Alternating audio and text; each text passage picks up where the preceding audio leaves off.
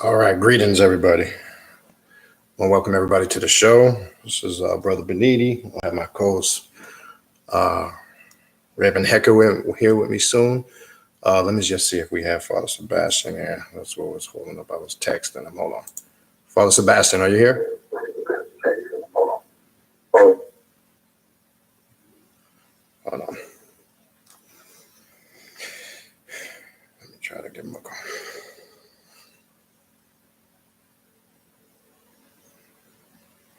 Hey, Father Sebastian, how you doing?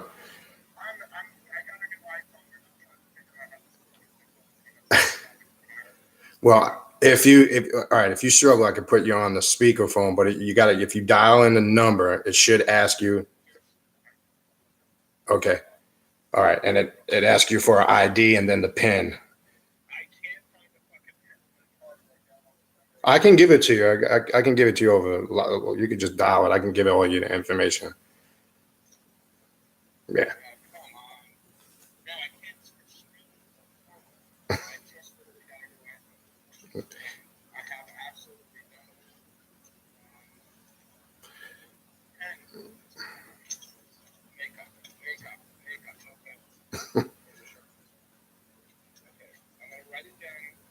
Okay. You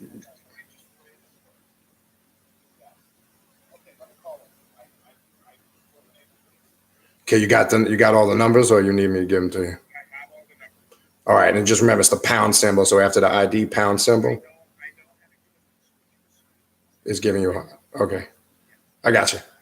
All right. All right, people. He's got a new iPhone. He's calling in right now, so we'll get started shortly. Let me just make sure everything up and running on both ends. All right. Let me just pull out, make sure the chat is.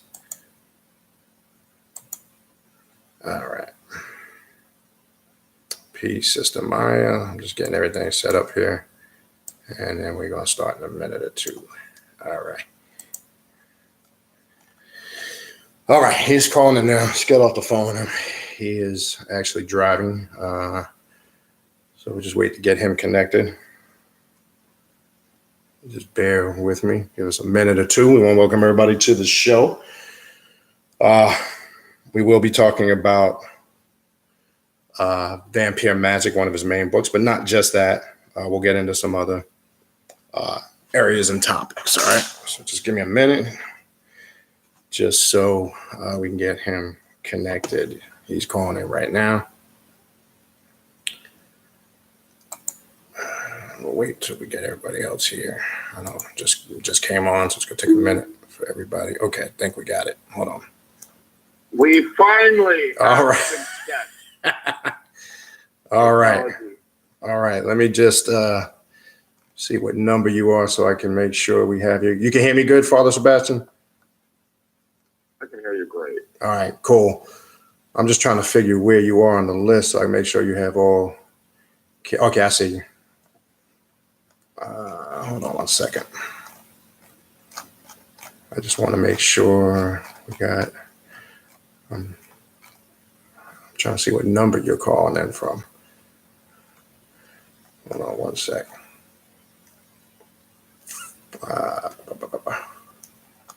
Can you still hear me? Yeah, I can hear you clear as mud. Okay. All right. Well, we thank you for coming to the show. I know there's a little bit of a venture getting you here. If you could, to maybe those that are not familiar with you, I know a lot of my listeners are familiar with you, but for the sake of newer people that might catch this later, or newer people that are listening live right now, if you can just introduce yourself and give a background, a little bit about yourself. Well, I'm an impresario of the Endless Night, which is an immersive theater nightclub event that is run from a magical perspective, and we do events all over the world. And I'm a fangsmith, so I make fangs for people who love the vampire aesthetic, but that is more of a glamour thing and a fun ritualistic thing. And on the side, I am a priest of the Sturgavai order, Okay. Which is living vampirism. So that's my esoteric side. Okay. And everything I do, I involve ritual and magic. Right. Okay. And I know we had a conversation about this, and so if you can, I know obviously there's different methods of vampirism out there, or practicing the vampire culture, and I would like to make sure we distinguish the differentiate between that. It's not all the same. It varies obviously depending on the path, and if you could, one of the first things I would like to address, because it always comes up when dealing with vampirism, the concept of working with blood. But I would like you to give your perspective on that and your approach to it. Well, blood is the most controversial topic in the vampire world. Different orders and different groups have different perspectives. I mean, if you want to hone it down to the three types of vampires that are at the basic level of the actual lifestyle community, you have psychic vampires, which are energy, you have blood drinkers, and then you have lifestylers, which are aesthetic and philosophical. And then there's various combinations of all of those. You know, you can go into the sanguine community, and there's 50 different expressions of it, and no one can seem to agree on what it is. For me, I experimented with blood drinking. I think it's sexy. It's a fetish. It's strictly a fetish for me. Right. Because I don't get that connection. Back in the 90s, I tried it with my girlfriends, and it had deep and profound results. But in the end of the day, it didn't get as good results as direct energy contact. Okay. And but here's the thing that I think is confusing for people. I'm not against it. Right. I'm just about safety. Right. And I'm also realistic that 90% of the people that claim to be saying are doing it for sensational and shock value, right, or need to belong, not because they actually have a need for it. I have seen no evidence whatsoever in my experience of 25 years in the vampire community and vampire world of someone actually needing it. I've questioned one or two people who actually believe they need it, or they show they need it, but the majority of people don't have porphyria, which is the need for iron. And that's a real medical condition, and only about 20 to 25 people that from my experience, have it in the United States. So it's not something you want. Correct. No. Makes sense. So being a realist, I have nothing against people doing consenting, safe, sane, and consensual blood tests in their own bedrooms. But, numerous times people have used the media to sensationalize and kind of get their 15 minutes of fame from it. Yeah, I mean, go ahead. Well, let me cap that up. I also think that, on the other hand, blood drinking, if you do it in an intimate setting to connect with someone, is the most intimate sharing of life force that you can have. Sure. Right. So it's extremely sacred in many places. But for vampires to need to drink blood, some believe they need it for medical reasons, some believe they need it for spiritual reasons, some believe that it links the energy, it creates energy links. My practice Strigabaya and my clan Sabretooth, which is basically my whole variety of people, we don't include blood drinking in our practices because we will go right to the energy. Okay. So for us, it's more spiritual. Right. So as far as the feeding techniques, right? When you say going with energy, again, I think that too, there sometimes is as far as with the blood and the physical, being selective of who you're feeding with. Can you speak on the importance with that? Because obviously you have to be educated on your target, and obviously you wouldn't want to feed off or ingest just a random person's energy, or am I wrong about that? Well, life force is life force. It's charged with various think of water. Is it clean or not clean? Right. Okay.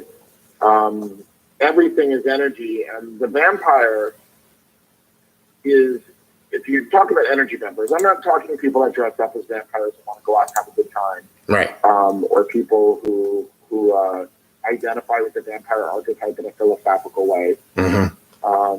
I'm talking about people who, let me make a clear difference between Sang, Sai, and there's a third type, which I think is not understood by the Sang and Sai community and is not necessary to be understood, which is life force vampires. Okay. Which don't go for the emotion. They don't have an energy deficiency. Their need is based on their interest in evolving and recharging the batteries more than you can with one physical body. Okay. So drinking blood creates energy links between you and someone else, just like physical contact, but a deep contact. And I've seen a whole variety of different types of levels of energy connection. Right. The first level is ambient energy, which is like the energy that's radiated around a group of people. If you go to a concert or a sporting event or a shopping mall or an amusement park, because I'm at Disney right now, believe it or not. Yeah. With a group of vampires about to have dinner in an hour and talk about this very subject. That's awesome. So that's ambient energy. It's like the sauna where you go in and you collect energy. And human life force is the most compatible for a vampire. Okay. So, then you have surface feeding, which is basically above the skin, which is usually radiated from the outer layers of the aura, which is going to be like heat coming off a radiator. You're kind of collecting the heat. And then there's deep feeding, which is you're feeding pretty much from the core of the chakras. I personally believe that the first two levels, ambient and surface, because it's being radiated off the individual, it's excess energy. You can best gain, you can take that ethically without hurting someone. However, I think an advanced vampire or a vampire with a very big hunger, if they feed deeply, they can violate consent. And that's something that's really important to be aware of, that deep feeds are very intimate, and there's something that requires awareness on the donor, or at least a basic education that their core energy is going to be siphoned out, and then being responsible with that. Right. So I think it's what do you do with it? That's the next discussion. All right. If you could, how would one? Because you mentioned in your book, Vampire Magic, you get into some of the elements of vampire magic. How would one who's interested on this path, let's say it's somebody that really hasn't set out and practiced any of the techniques, has just read up on it, studied it, is interested in, what would be your suggestion to them? What direction would you point them to start out to kind of get them in the right direction? Well, let's clarify a couple things first, okay? When I was writing Vampire Magic, that was a continuation of the Sanguinomicon, which is basically the magnum opus of what I've done, and it's about the Strigomai path. Right. That's one perspective of vampirism. I'm not dictating, back then I was very focused, and I wanted to, basically keep my focus and keep my students focused, very, defined. Okay. Since then, 10 years ago, when I wrote the book, I've advanced a lot. Okay. And I've simplified things. And vampire magic, magic is one thing, energy work is another. And magic is using will and life force to focus through ritualistic practices specific outcomes. Right. Okay. Well, energy work, most vampires that I know are energy workers. And they'll do ritual to be able to collect it. Ritual is great, and magic is great for focusing a group, for training wheels, to put your mindset in a specific format. And I like to go with Anton LaVey's definition of magic for the day side perspective, which is the the way you interact with the physical world. The night side is the way that you interact with the spirit world, beyond the veil. Correct. So basically, one side is day side magic, one side is night side magic, and then sorcery is the manipulation of both of them. Okay. And that's pulling on links and strings. Mm. So, like anybody, I'm still evolving. Of course. I've only been incarnated for 4 decades. Of course. So I'm discovering new things all the time. Right. And, you know, interacting with empiric spirits and astral entities and stuff like that. I'll go through phases where I'll interact with them and then I'll take a break and whatnot. But I use magic every day of my life. I ritualize my fang making process, which I took a dental prosthetic and turned it into a magical ritual. I do energy work with my fang clients. Wow. Okay. So making a pair of fangs is extremely sacred. That's why I don't do mail order very often, because I want that person to be connected. And I also do community building, the Sabertooth Clan. People that get fangs become Sabertooths because I link with them, and I'm the catalyst that brings everyone together. And as the community grows, the only way to become a Sabertooth is for me to physically make fangs, so I can actually scream and do what I call the rites of transformation, which involves an oath, a naming, and a lot of people see it. If you see my BuzzFeed video with a woman named Stalorum, you see me doing the ritual, and it's the rites of transformation. It's to bring people into focus and ritualize the process of making fangs, and I'm the only fangsmith that took the extra effort to do that. Right. And if you could, Father Sebastian, could you give some of your contact, your websites where people could see some of the things you're talking about, your YouTube page? I know you got an Instagram. Sure. If you could put that out there so people. Sure. It's Father Sebastian, FATHER SEBASTIAAN AA.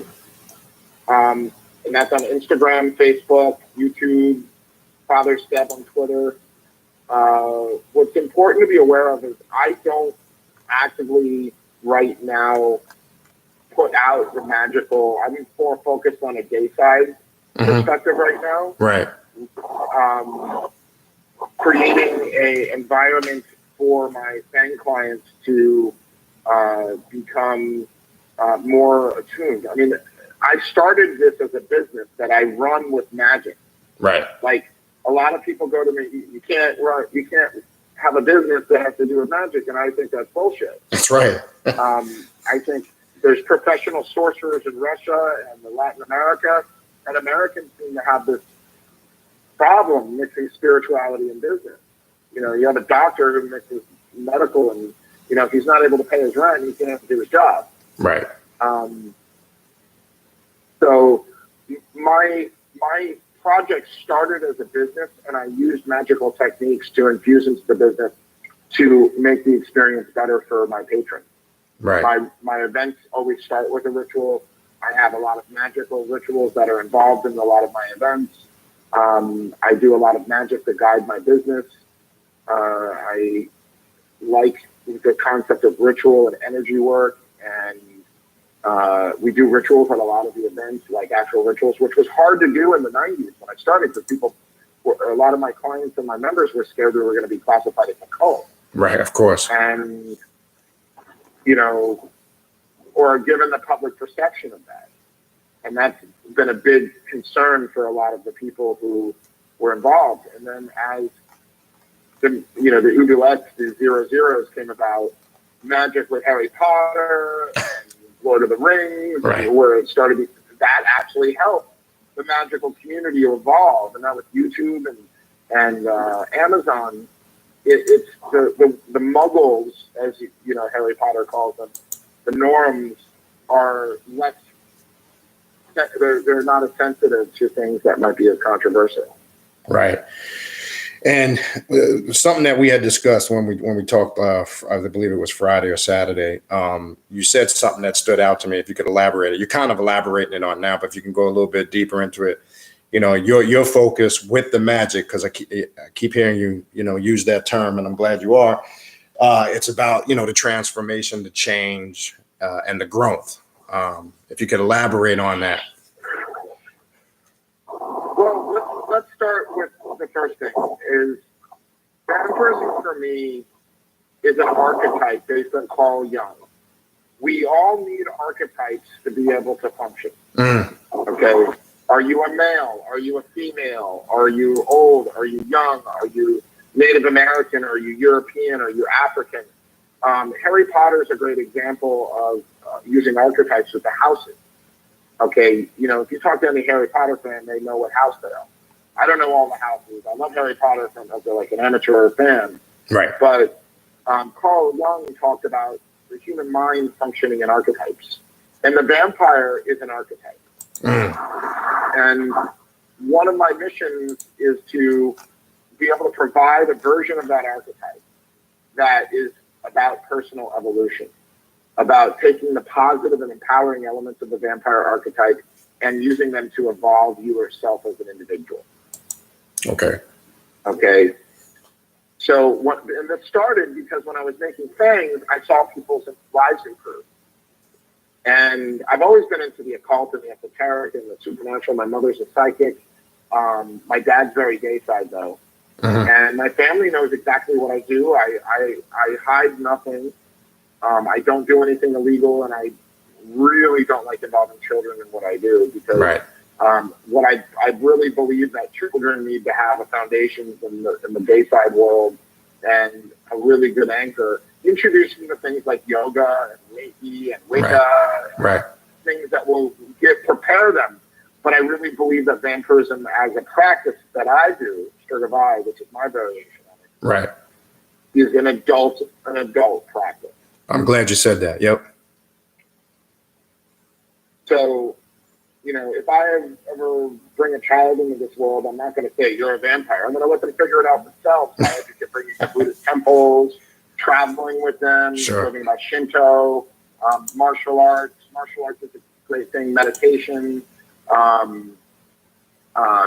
You know, Reiki, energy work, you know, expose them to everything, give them a focused identity as an anchor, but let them explore everything. I go to Buddhist temples all the time. I'm really getting into meditation heavily to channel my energy. The vampire has defined me, and I've defined the vampire archetype in the world. And being very central to the evolution of the vampire subculture, I've watched it evolve over the years. And from role-playing games to energy work to magic to people who identify aesthetically, some people philosophy, the scholars, the evolution of the myth. I love this mythology, and I love the lifestyle, and I love how it's becoming tangible. So that is something that's really important to me, and it's given me purpose. Right. And I feel it's also my cause in this world. It's my purpose in this world to help the vampire community find itself and be led properly, like, you know, setting up groups around the world and, you know, working through my clan. But I'm also very much about knowing I could rebuild if everything falls apart, because I've done it several times. And that's key, you know, staying grounded in reality. But I heard you mention, like you were saying about your mom, you know, dealing, you know, with aspects of, you know, being, you know, psychic. What your background from back then? What was your first introduction to this? Like, how did you first come across the very, you know, getting into this? As far as, obviously, you didn't come from a religious background, I would gather. I came from a normal white kid playing soccer and football. I grew up in New Jersey and spent some time in Dubai when I was a kid. And my family is, you know, very much about self-reliance and radical self-independence. Like, my family believes that, you know, you don't get an inheritance because that money should go to a charity. Or you should use it while you're alive, and you get an education, and then you're free to go. And I found that to be a really strong foundation for me, knowing that I have to make it in the world of my own. My parents believe that it's very important to prepare me. They prepared me for it. So money to me is something that is a tool. It's not my goal. Like, I'm not out in the world to make money, Right. like some stockbrokers or rich people, or I'm not into this because it makes me a living. I see the money as a vehicle to be able to create my events and pay for my travel and eat food and it's not the priority for me, but it's a vehicle. Like, you need a car to get from A to B. And you need a reliable car so it doesn't break down. Of course. So, and I also like living modestly because I'd rather invest in experiences than investing in material objects. Okay. And like, for example, I lived for 14 years in Europe, and that was an incredibly wonderful experience. But my ultimate goal was always to return to the place of my birth, which is California. Because right now, we have one of the best magical communities in the world in LA. Right. You told me that. Yep. Okay. So let me I have my co-host here, Raven Hecker. Raven Hecker, if you have anything also you want to ask Father Sebastian before we take questions for him a little later, feel free. Because I know you're here. I just want to make sure. Can you hear me clear? Yes, I can. And greetings, Father Sebastian. Greetings. I have been listening in and everything you're saying. I'm just sitting here like, all I can do is go, wow, wow, and then wow again, because if what you're saying so much resonates with what's in me and how I see and, working on and trying to become great at or good at or adapt at when applying magic. But when you said something earlier, you kind of touched on it a little bit in the book, and I understand that vampire magic comes from the Sanguine, the first book. Sanguinomicon. It's an homage. It's an homage to the Necronomicon. That's it. I was just like, it just left me. Thank you so very much. And because I got that sense that it was really about, even the learnings that I have so far, it is about vampire work, it's about energy work. It's about mastering and movement, utilizing energy. That is the perception that I've encountered is to be the most common. However, there are an incredible diversity of opinions about different ways that vampirism is expressed, because you look at the vampire mythology throughout history. Every culture has a vampire myth, from China's hopping vampires to the Bobenstic fairy vampires of the Celtics to the ancient vampires of the Middle East and Europe. But today we've developed a common mythology, which really was influenced by Bram Stoker's Dracula, and it started with Polidori in the when he was writing the book The Vampire. But the 19th century Victorian literature really defined the vampire archetype as we know today. And then I would say the second greatest influence is Anne Rice, and the third is Vampire the Masquerade, the role-playing game, which influenced things like Blade and Underworld and True Blood and Twilight. So a lot of people today try to focus their practice of vampirism around that archetype, that modern version. And the vampire community has several tribes. And I'd like to take a second to talk about what I call tribes. Most definitely. Or interpretations of the. So the first you have the basic three: the lifestyler, the sanguine, which is a blood drinker, and then the energy vampires, which is psychic vampires. Now, the lifestylers come in a whole variety of things. Some practice a variation of Levian Satanism or something like it, that instead of using the satanic archetype, they use the vampire with a Y archetype. And a lot of people have various interpretations. And some lifestylers are just into the fashion and the aesthetic and dressing up on a Saturday night. There's a whole variety there, but that's mainly an aesthetic and philosophical and traditional and culture thing. That's where you get vampire culture, music and art and stuff. The sanguines believe that they have the requirements to drink blood to be able to manage their physical and spiritual health, to sate a hunger or a thirst. Then you have, and then there's like med things, which believe it's completely scientific, and then there's energy things, which believe that they need to drink the blood to be able to connect energetically. Then the third type is the psychic vampires, which is energy. And a lot of them believe that they have an energy deficiency, which is they need to take life force or emotion to be able to maintain their mental and physical and spiritual health. So that's where they learn how to feed. The living vampires are usually the magical ones. They usually practice magic, and that's the first organization to really practice vampire magic that I know of. Was in 1984 when the Temple of Set, a branch of the Church of Satan, created the Order of the Vampire by Lilith Aquino, was the magister of that order. When Michael Aquino announced the orders at the Sethian Conclave. Then Magister Nemo of the Temple of the Church of Satan created a religion called the Temple of the Vampire, which is Inner Circle of Hekel Tiamat, which came out it was established in 1988 and it went public in 89. That is where I gained a lot of my inspiration and practice, because my first mentors were, the only literature that was available publicly was the Vampire Bible by the Temple of the Vampire. And they're not really psychic vampires in the same way you might think, because they don't believe that there's an energy deficiency. They believe that what you're doing is preparing to defeat the second death and become an astral vampire, and mastering the physical world. And they practice their vampirism as gay side is very much similar to Levian Satanism as defined in the Anton LaVey Satanic Bible. But here's the thing why they don't use the term satanic, they don't use the word, they use the word living vampire.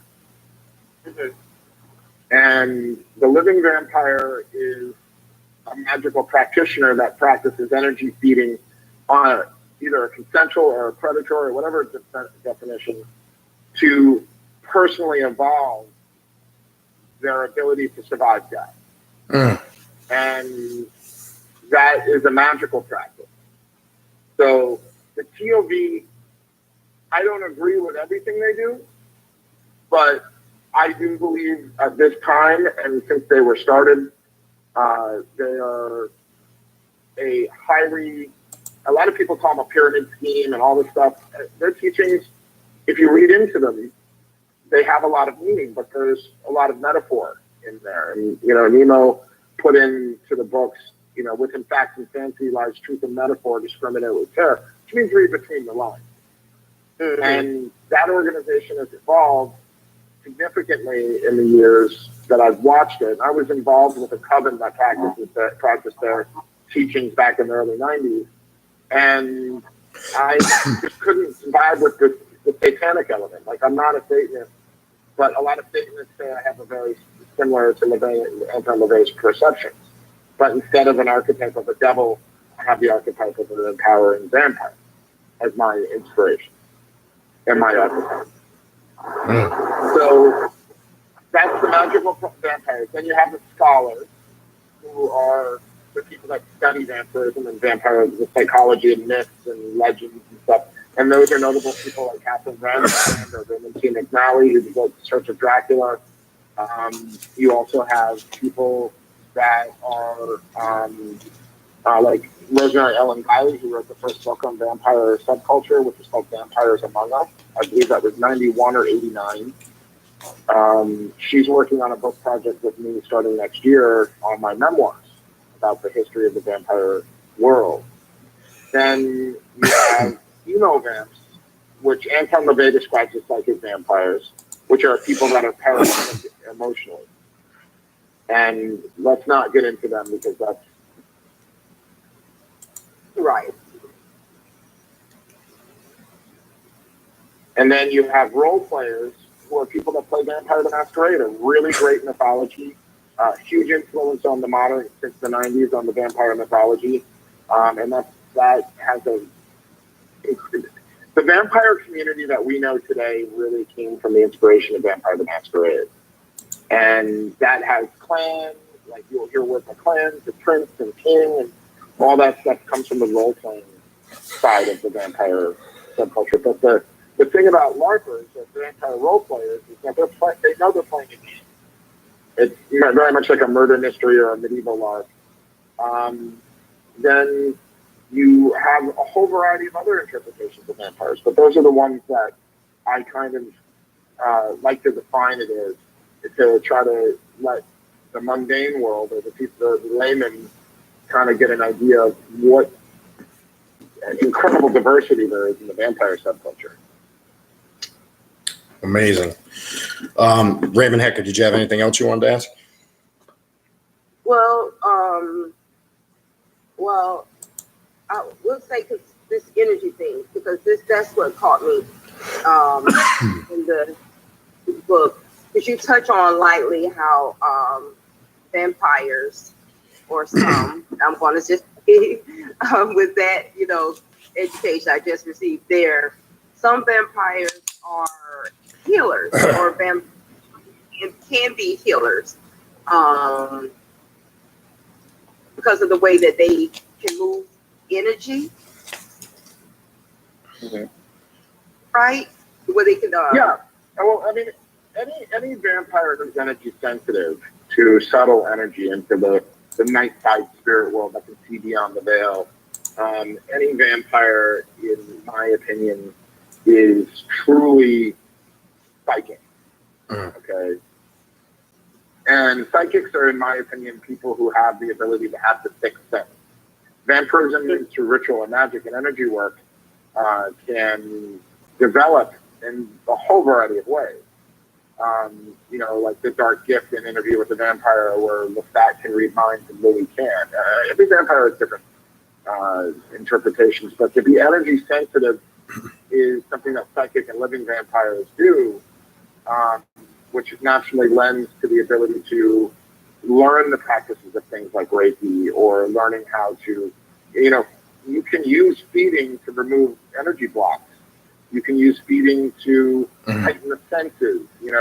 When a living vampire feeds, they take in the energy, and their subtle body gets more empowered, because the physical body, which is the container, which we call the double, is the spirit body, the astral side, where the chakras and auras and meridians exist, and life force and blood. On the other side, there's the physical side. And the ether is the connection between the two, the anchors, which can be called pontus or many different things. But chi, prana, ki, mana are all the things that are right beyond the veil. And a human being is a combination of both sides. A vampire is someone who is aware of that and takes energy for their own benefit. So whether it's through blood or through energy work, is really depending on the individual's preferences, tastes, talents, and skills. So healing, vampires can be healers. They don't necessarily embrace that. Okay. Okay, and I'm not sure if you have touched on anything about how do you go about selecting your prey? Donors? Yeah. Well, first of all, like I explained before, you have 3 levels of feeding. Okay, 3 levels of intensity that have been defined in many places, like Michelle Bellinger's Psychic Vampire Codex. Okay, the Temple of the Vampire has their own feeding techniques, and they were really the first one to define feeding. And the basic levels that I work with are ambient, which is the energy that surrounds people, like a cloud of energy around a group, or when I go to a mall or an event, that's the thinnest energy, and that's the most. It's like a vapor cloud around people, like an atmosphere. It's radiated from the human body. Taking that as the first. You go to a dance floor and you take the energy and you feed off that. That's basically the first level, which is usually the most common. The second is surface, which can be done through touch or massage or at a distance. And that's energy that radiates above the skin. It's the best way I can explain it. Like feeding from the upper layers of the aura, which are going to peel off anyway. So that's ethical. You can take those energies and not feel like you're penetrating someone. And then if you go deep on them and you take their energy deeply, you want to be very cautious on that because you can hurt someone, you can take too much. And I find sanguine feeding to be extremely limited for me because I don't want to be dependent on one person and drain them. And you can create what's called a sympathetic vampire by feeding on someone too deeply and their energy levels go so down, they got to replenish them. And they become it's a temporary state of psychic vampirism. And so what's important to be aware of is the distinction between a psychic vampire and a living vampire. Living vampires do it for their own evolution, and it's their natural state. Their hunger is based on evolution. While a psychic vampire is based on an energy deficiency. And these lines are being blurred. So the public only sees psychic vampires.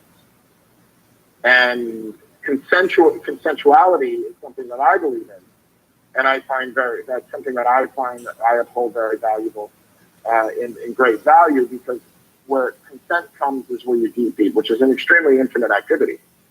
And to me, sanguine feeding is only deep feeding. You can't do a surface feed with sanguine. So you create energy links, and you've got to be able to learn how to manage your health and your energy links, like learning how to dampen links, break links. There's, in Vampire Magic, I talk about the magical side. That's more advanced stuff. But if you read Sanguinomicon, it talks about the energy links and tendrils and connections. And it's a very complex subject, and it takes training and discipline to be able to master those things. Yep. Excellent. Training and discipline. I love that you say that. Training and discipline, because you don't hear that put together. Well, I haven't. When you hear other individuals speak about vampirism, it just, to me, just on the subject alone says this is nothing you play with. You know what I mean? Just even an idea of however you choose to feed, it's nothing to play with. You have to know exactly what it is that you're doing. It's not a game. It's not a fashion. It's not something you do to seem cool or think you're a master at it. So I really do appreciate you saying that. I think that you got to look at the perspective that it's also really important to be aware that a lot of people just like the vampire archetype and they want to dress up and have fun. Okay, or they want to have community and they want to have something to connect with, and that's the vast majority of the vampire subculture. And there's nothing wrong with that. And a lot of the more magical vampires kind of get frustrated with that because they feel that it's mocking them or something. I don't see it like that. I met a lot of really cool people that love the vampire. I consider it a form of worship. Right, and I'm glad, Father Sebastian, and this is the important thing. It's given a clear picture of the distinction of the approach, and I'm glad you're like you say, you're the person that just is attracted to it and and uses it for that purpose you just described. But I'm glad you're showing the different levels of this, because it's even like Luciferianism. There's not one aspect of it that's practiced. And I think that's where some people get confused, because they might practice a certain methodology, but because they're practicing in a certain way and somebody else's ideology may not line up exactly with it, that's where I think that, differentiation, that separation comes in, or, people feel that their way is the only correct way type of thing. And that's why I'm glad you're touching on the different levels, and, you explain the different methods of feeding, the energy level and the different types. When you mentioned the touch aspect, you do have a ritual in your book with that. It's kind of touching on the chakras, with an individual and absorbing that energy. I want to take it a couple quick things I want to try to get in before we take some questions for you. Sex magic. How does that come in now and correlate the approach? Also, as far as choosing the right individual, obviously, But what's your take on that? And is that something that you incorporate consistently? Have you utilized that, over the years frequently, or are you very selective when you do that? Well, let's differentiate between communion and feeding in the system that I present. Okay. Okay. Communion is an exchange of energy. Feeding is taking energy. Okay.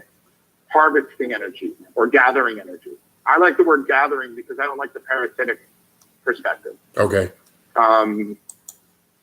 So any contact that you make with someone creates energetic links. Okay. So if I touch, and I do want to let you know that I have to go because my battery is dying on my phone. Okay. In about 5 minutes. No problem. All right. So I'm sorry that I just got a new iPhone and I'm trying to figure it out. No problem. We'll try to get you back.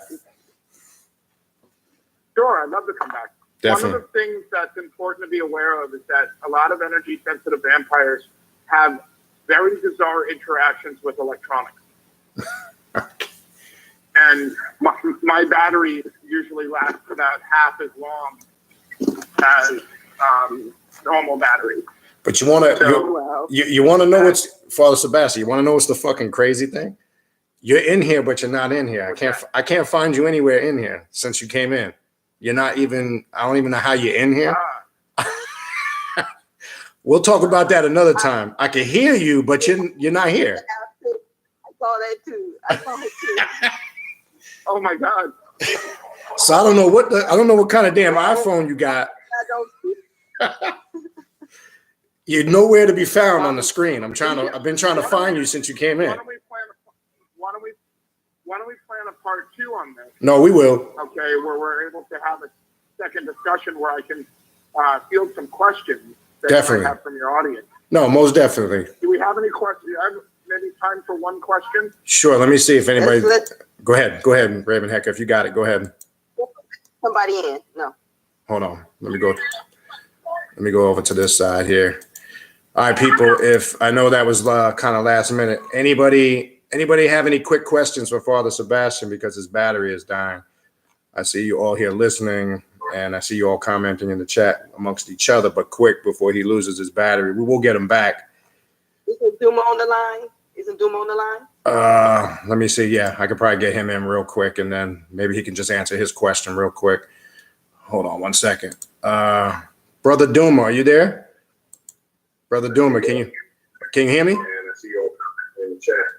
Shut up quick before he loses his battery. Nah, he's got that. He's got an echo problem. Nah, that's not going to work. All right, let me go back to this side here. Why don't we field a question in the chat room? Yeah, that's what I'm going to do. Right, and then. Hold on. Going over to the chat right now. Oh my God, the chat disappeared on this end. Hold on, let me go over this side.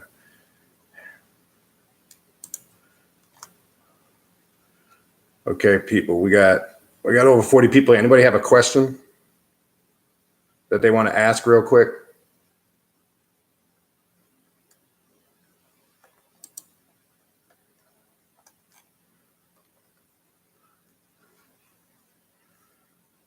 The chat room disappeared on the other side. That's crazy.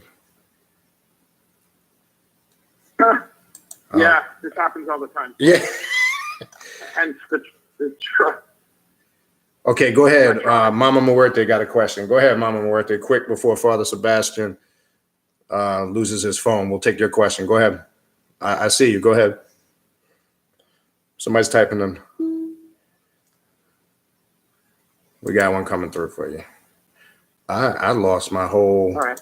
Hold on 1 second. Okay, Mama Muerte, can you hear me? Go ahead, say it because I lost my chat on this end. Go ahead.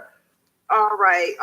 To Father Sebastian, what would be a key aspect of self-help one would notice to confirm vampirism should be something they should study or practice? Sure, it's something you can study or practice, but you have to have the potential for it.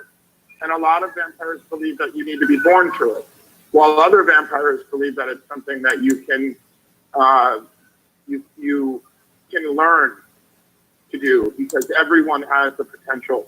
They just have to be energy sensitive and have the will to do it. So It depends on the group or tradition or perspective. And, I don't believe that there's anything that's fake out there, because your reality is your own thing. So, sure, you can learn how to do it. Just feeding is the empress. When you're taking energy for your own benefit from other people. But I believe in doing it ethically and safely and consensually when it's necessary. Okay. So, Okay. there are practices. There's various practices that require discipline and training, and kind of like being a Jedi. But a vampire. Okay. That question just came up on my end late. Wow. And you got it way before me. How did that happen? That's crazy. Never know, brother. Yeah. Well, like I said, I still don't see you in here. You're in here, but I don't see you in here. Well, I'll I'm gonna. we lose you. While they're trying to figure out some things. But before we lose you, I would say that this is something I do. If I can speak, I can be.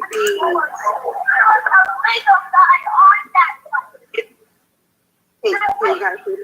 I get some talking in the background. I think my battery is about to die. Okay. So what we'll do is we'll get you back, Father Sebastian, when you get that. So we get. I'd love to. Yeah, we'll definitely. I'll give you a call and we'll set that up. I look forward to that. All right, and I appreciate you. I know you're at Disney. I know you're at Disneyland and out traveling, but I appreciate you calling in. But we'll set it. We'll get you back on, and we'll be able to get you more questions over to you. Yep. Oh my God, a Mary Thank Poppins. you. I'm gonna go feed on her. All right, we appreciate Good night, it. everyone. All right, thank you. Good night. All right, so we'll keep it going here. Like I say, he's out traveling at Disneyland in California, and he had issues with that phone last time, and now he's got a new phone today. But we'll get him back. We'll give him a call. We'll get him back. But what I would like to discuss while we're all here, I wanted everybody to see and understand the different variations of it. So if like Father Sebastian said, if it's just an entertainment thing to you, that's fine. But let's be clear on what perspective we're coming from. Now, I mentioned earlier Luciferianism, right? You could apply that method to any system because there's not one particular way to practice it. So we can't get caught up in that. And I want to make that clear. And again, it affirms something I've been saying since day one. When you stay exclusive to one specific thing, trust me, you may not be conscious of it on the surface level, but what it does is it disconnects you from the vastness of all these different paths on the path of self-mastery, etc. Now, you heard him mention Lilith Aquino. The Temple of Set does have an order, the Order of the Vampire. And there is some roots in that. I think part of it, when it comes to vampirism, people don't know their history and one thing, as you see, if you've read Father Sebastian's books, if you've heard him and you heard him talking tonight, when this uploads, people will be able to hear it. He's thorough on his history. And why is that important? That again just doesn't apply to this path. That applies to having your knowledge and your history, because that's going to help identify what approach you're coming from. So what I'm trying to say is when you're all over the place with shit or you're picking and choosing in the sense that you're not really clear, it kind of comes across, improper. It can be gimmicky because you're not exclusively identifying with what particular aspect you connect with. Now, even the feeding, right? I want to talk about that real quick. I'm glad you were able to hear the different levels of feeling. Okay. Lilith Aquino, that's Michael Aquino's wife. She's actually over the Order of Vampire in the Temple of Set.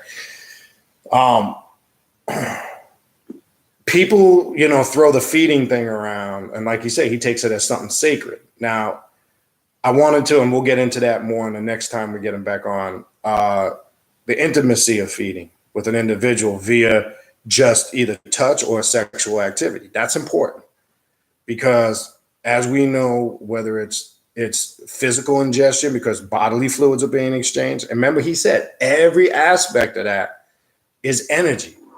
But I hope there was one thing that everybody caught. And I think you were there, Ray. Yeah, you were there, Raven Hecker, when he was saying it.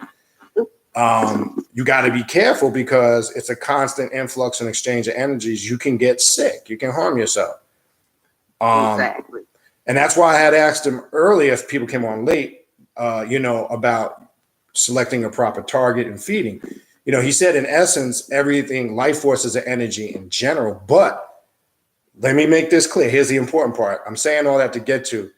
I know a lot of people like to talk about just randomly going out in public and feeding, but see how he explained it. It's more, that's the lower level of feeding. That's just, he described it as like a white cloud. It's something temporary. That's the most common feeding aspect that most people will talk about, but that's just on the surface. And like I said, it's only temporary.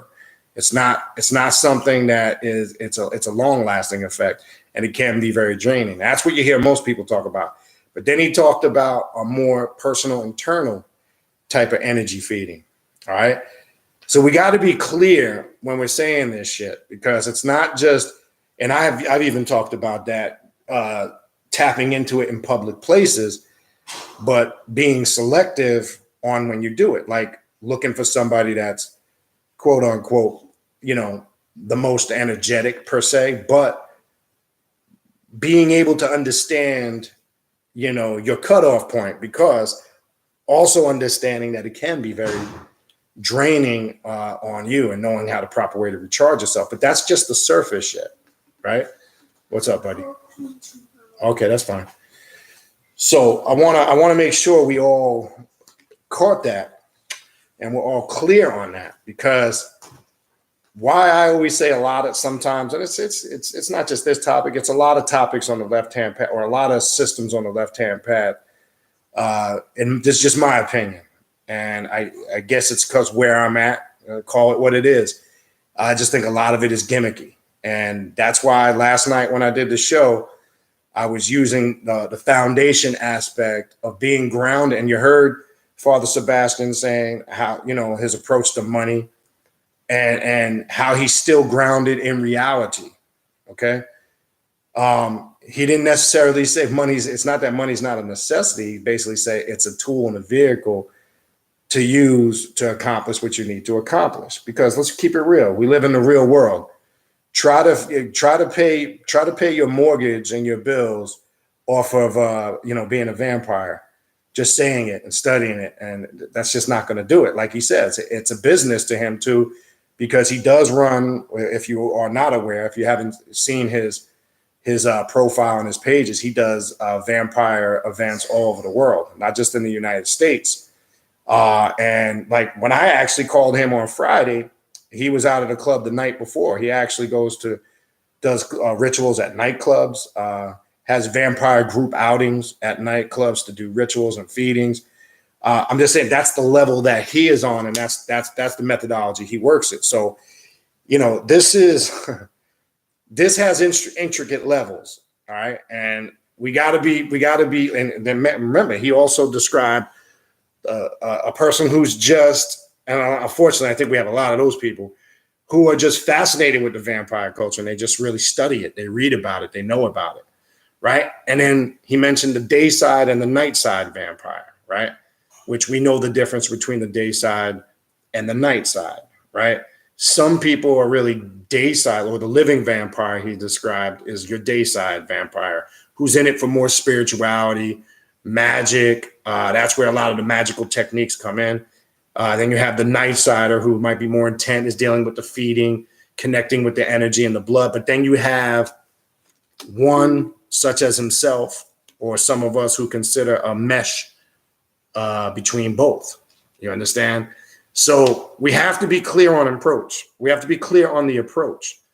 But I want to make this clear before, and remember, like he said, he mentions clear in there, if done incorrectly. I mean, he literally goes into detail in the book how it can create mental and emotional imbalances if you don't know what you're doing. And I want to point that out. All right. That's important if you ain't got your regular shit together. All right. So we got to be careful of how it's thrown around or the approach, because, you know, hold on. I just lost everything up here. Okay, there we go. Be clear on the approach. But again, the principle of sound mind, sound body will once again applies. And we can't lose sight of that. I don't know if there's anything you want to add, Raven Hecker, but go ahead. Oh, no, I lost connection myself for a minute there. Did you? Okay. Mm-hmm. And the bugged out shit, I don't even know how the hell he got in the damn room, because I ain't trying to sound spooky and shit, but I couldn't find his ass. No, when I joined, I didn't see him either. I couldn't find him nowhere. I thought that was kind of interesting. Yeah.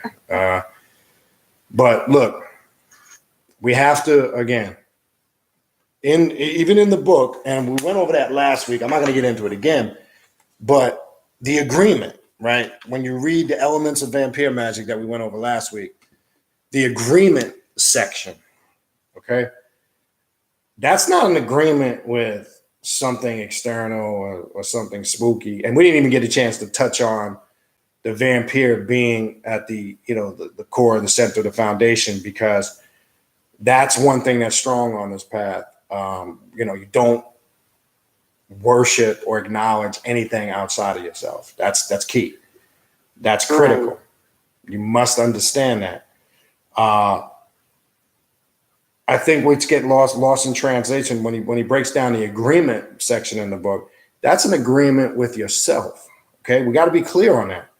And the agreement is you're in your mind, you've established a clear-cut approach, right?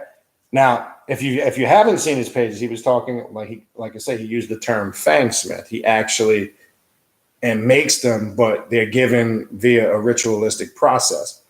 And there's a whole science behind that. I don't know if anybody had a chance to check that out.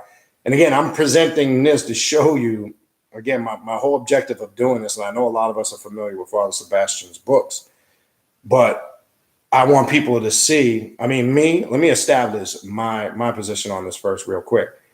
I practice it to certain levels. And do I go to the extreme, to the levels of like fangsmith level? Absolutely not. So I want to make that clear. He, again, as he established the 3 different levels of vampire, I would be considered, if you ask me, how would I put myself in the equation? I would be, somebody on a spiritual level who harmonizes between the day side and the night side. It is, one of my core areas of interest, but that's the level that I go into. I'm not really into a lot of the physical elements of it, more of the mental and the spiritual. I have really no interest in participating in, the look, the attire in some of those, communities and how they're physically. I have I just have no desire for that. So I want to make it clear. I'm more, and he mentioned Middle East and Northeast Africa.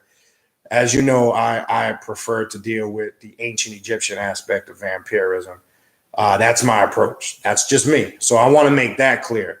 So when you hear me building on this, that's going to have a large perspective in what I'm teaching about. So Father Sebastian, as you saw, is obviously a little bit more diverse in different areas with it, because that's pretty much his main area of interest. So I want to make that clear.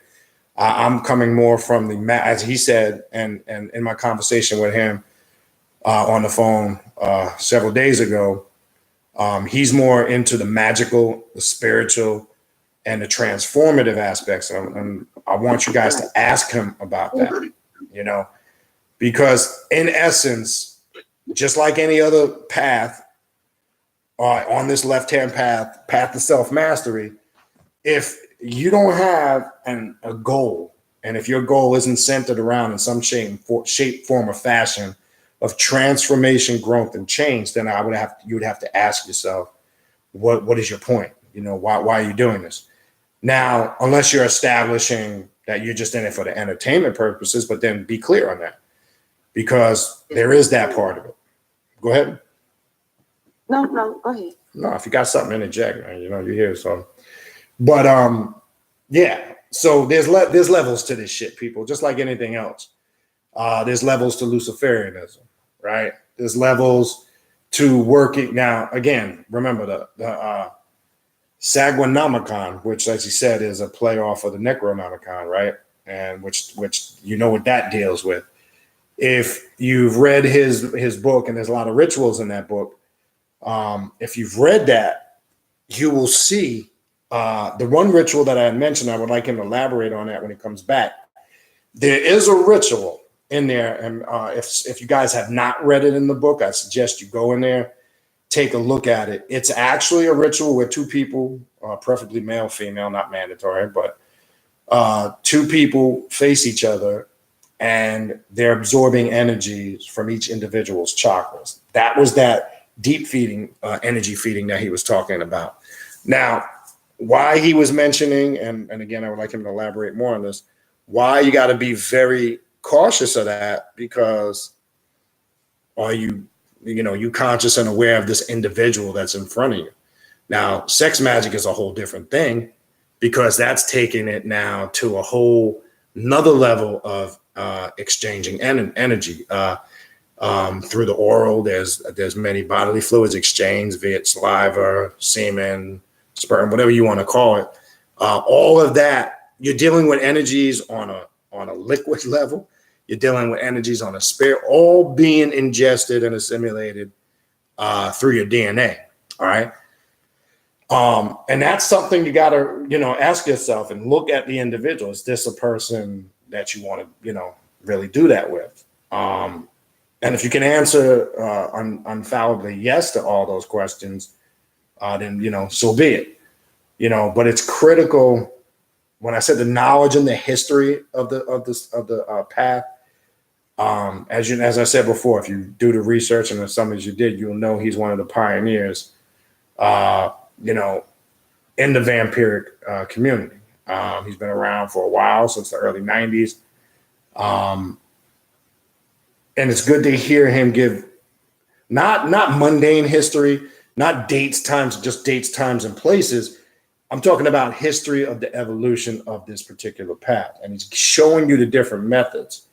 And that's why, again, I compare it to Luciferianism in the sense that there's many different approaches to this. So, like, even for an example, if we look at the Ascetian Bible, right, and the Order of Aset Ka, right, that is coming more from a heavily Egyptian aspect of it. And that's something probably I connect with more personally. Then you have kind of Michael W. Ford and Second Pep, where he's kind of combining both, because obviously you could tell that's his background and his influence. We got to know this in our approach, because when somebody just says to me, "Oh, I practice vampirism," I got to delve a little further. There's the ritual of the dragon goddess in there, which I mentioned last week, which is a sex magic ritual that's intense. As he would describe, another deep feeding, aspect of methodology. So these are all different things we need. And again, let me say this. There's people that read, and then there's people that study. And let me explain to you the difference. People that read just rehearse, memorize shit, and they regurgitate it. People that study, they actually absorb the information and they're able to put it into practice. There's a difference. I've found on this path, we have a lot of readers, right? Not just this path.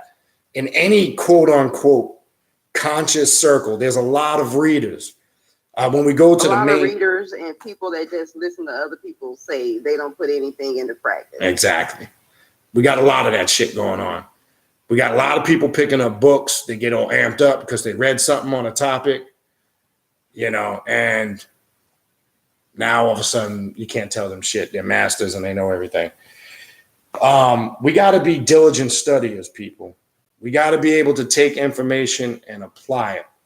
Because I find in myself, this is just me, myself, and as I get older, I kind of got to separate myself from individuals like that, because as you get older, your tolerance level for bullshit kind of starts to disappear.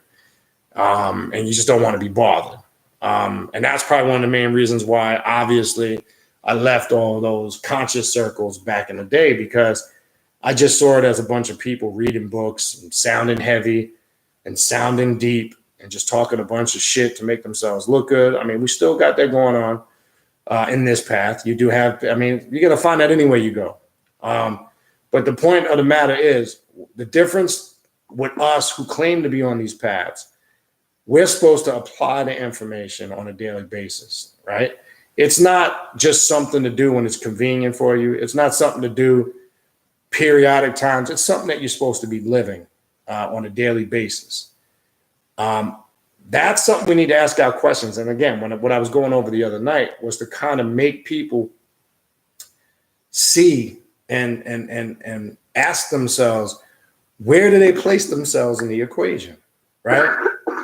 And one good way to do that, ask yourself this. You could be on this path for 6 months. You could be on this path for a year, 2 years, 5 years, 10 years. If you can't look back and see any tremendous growth over a year or 2 or 3 year period or whatever, or shorter, something's not right. And you got to ask yourself, maybe your approach is out of whack. Maybe how your methodology and how you're trying to, deal with it or approach it is just not correct. Because see, when we don't get results. Can I say something on Yeah. that? Not to cut you off. No, Can I no, say something? This lends to this lends to my whole deal from the very beginning. From the very beginning, since I was going to your classes, and my brother Jason was like, enough of this. We need to start doing some work, and we started doing the work, and it has always felt that people, and this is not, I'm not a groupie. I don't do groups at all.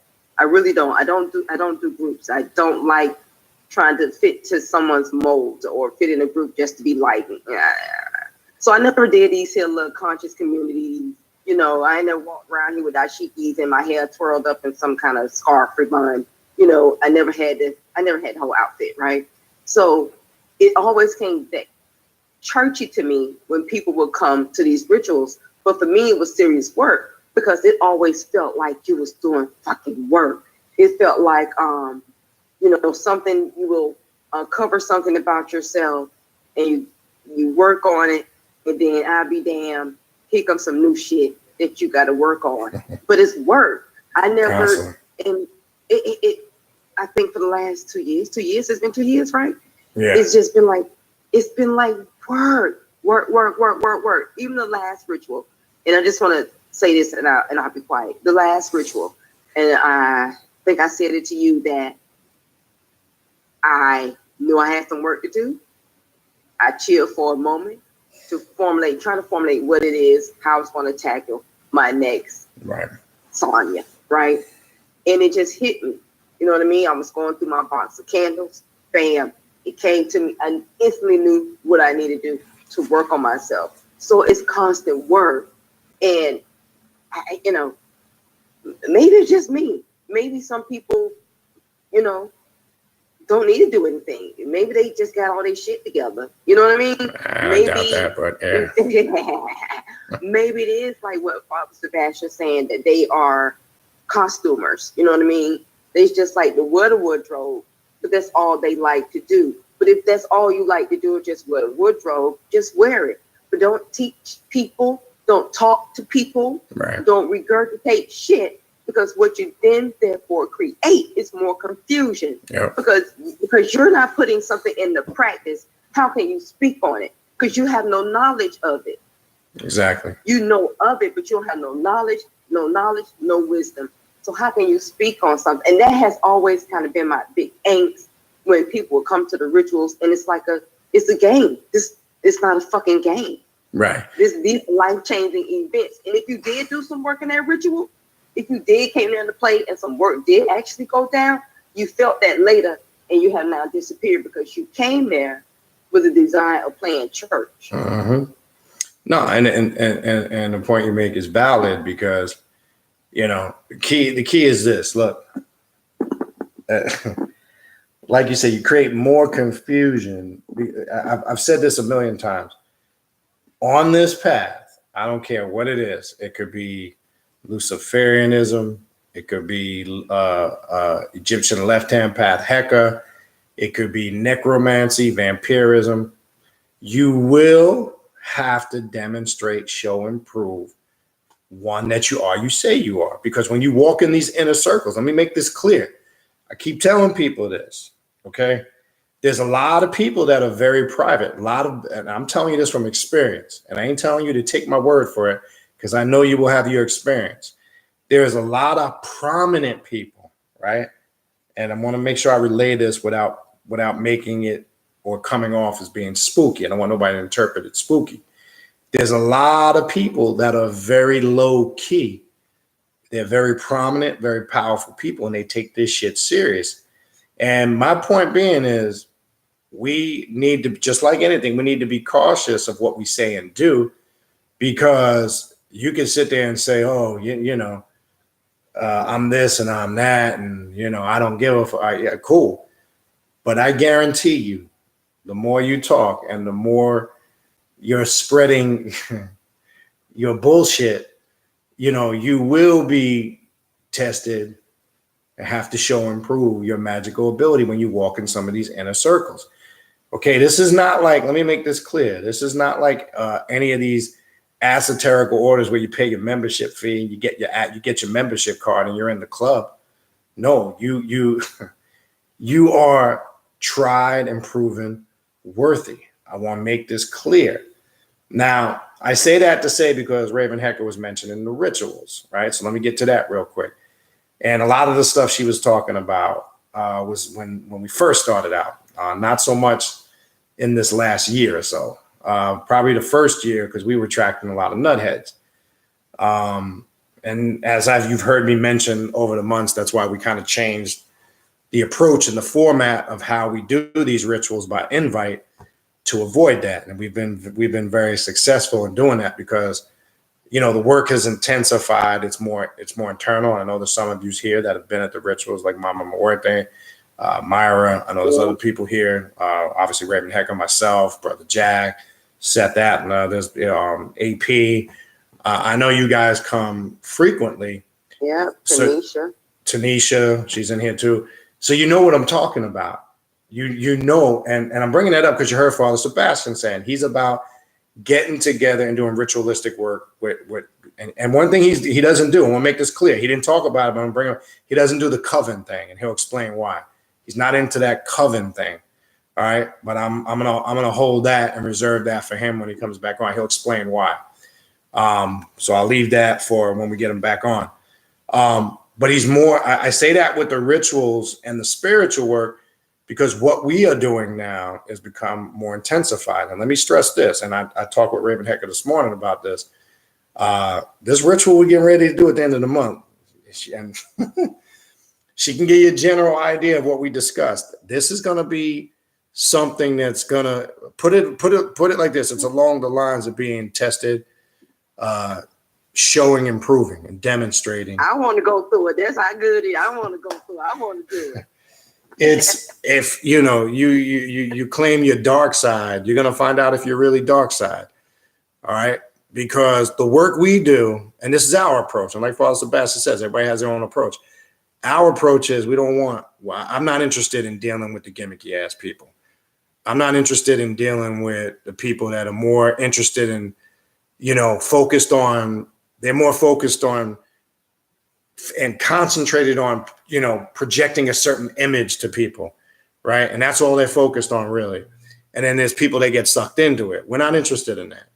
We're interested in everybody having their own unique personal experience, even though we're doing it in a group setting, have their own unique experience. And then they can take that and apply it to their personal work and continue it. It doesn't just stay there. If you understand the work that we've been doing the last year and some change, it doesn't just stay there.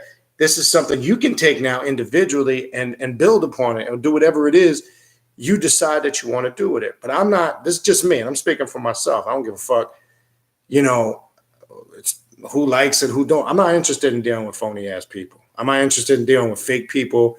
I'm not interested in dealing with people that talk about shit they ain't never gonna do. If my thing is, and my motto, even before being on this path, if I'm not gonna do something, I just don't talk about it. I can't stand somebody that talks about shit and they don't do anything that they talk about. All right, that's just something. A lot about that person. That tells you a lot. Oh, about of course that it does. If someone sits up under somebody like that, then what does that say about you? Right. Well, it tells you, again, you're more interested in the image you're projecting. You see a lot of this over the years. I experienced a lot of it over the years. All right. Unfortunately, a lot of it still goes on in these conscious circles, quote unquote. But what that does is it's a methodology used to captivate people's emotions. That's all it is. And people get sucked into it and they fall for it. Then there's people like us on this path. We're not interested in that no more. My thing is, like I say, hey, we all know that saying, talk is cheap and all that shit. I'll give you a moment to deliver, but if you're not coming through on shit that you're saying, it's just like, now I gotta, what's your motive? And that's why I was mentioning a few minutes ago, I think more people secretly have a personal agenda and they're more interested in projecting a certain image they want people to see them as. And that's all that's where the ego can be destructive. The ego can be a great thing, but the ego, because the ego protects us, the ego actually, gives us a lot of wisdom and perspective, because shit, your ego is what keeps you motivated, but your ego can be self-destructive. Now that segues me into. I had my lesson on that yesterday. Thank you for talking about the ego. Mm-hmm. Yeah. I had my lesson on that yesterday. Mm-hmm. and so thank you for talking about that. Yeah. And the class I'm going to do Tuesday, or the video, whatever the fuck you want to call it, is going to be on the Sith path of inner destruction. And it's going to deal with two levels of it.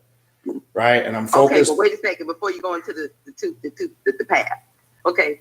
I just want to say this here because this lends to, I believe you said this when we was talking about the ritual. And this what Oni said. People love to talk and never try to solve a damn thing. Okay. That's true. That's true.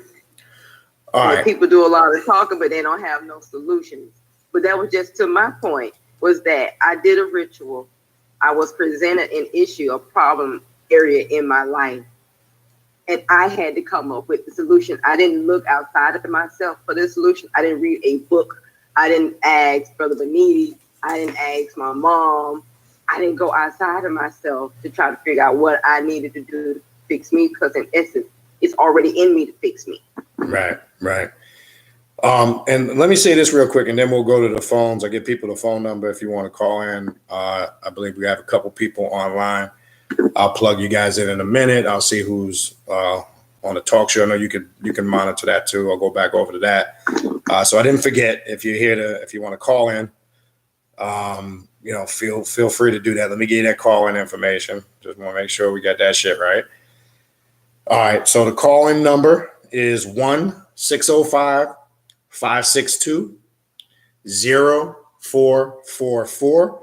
It's going to ask you for the ID, which is 134778#. And then it's just going to ask you for the PIN. The PIN is just the number 1 and the pound symbol. All right. So let me give that to you guys again.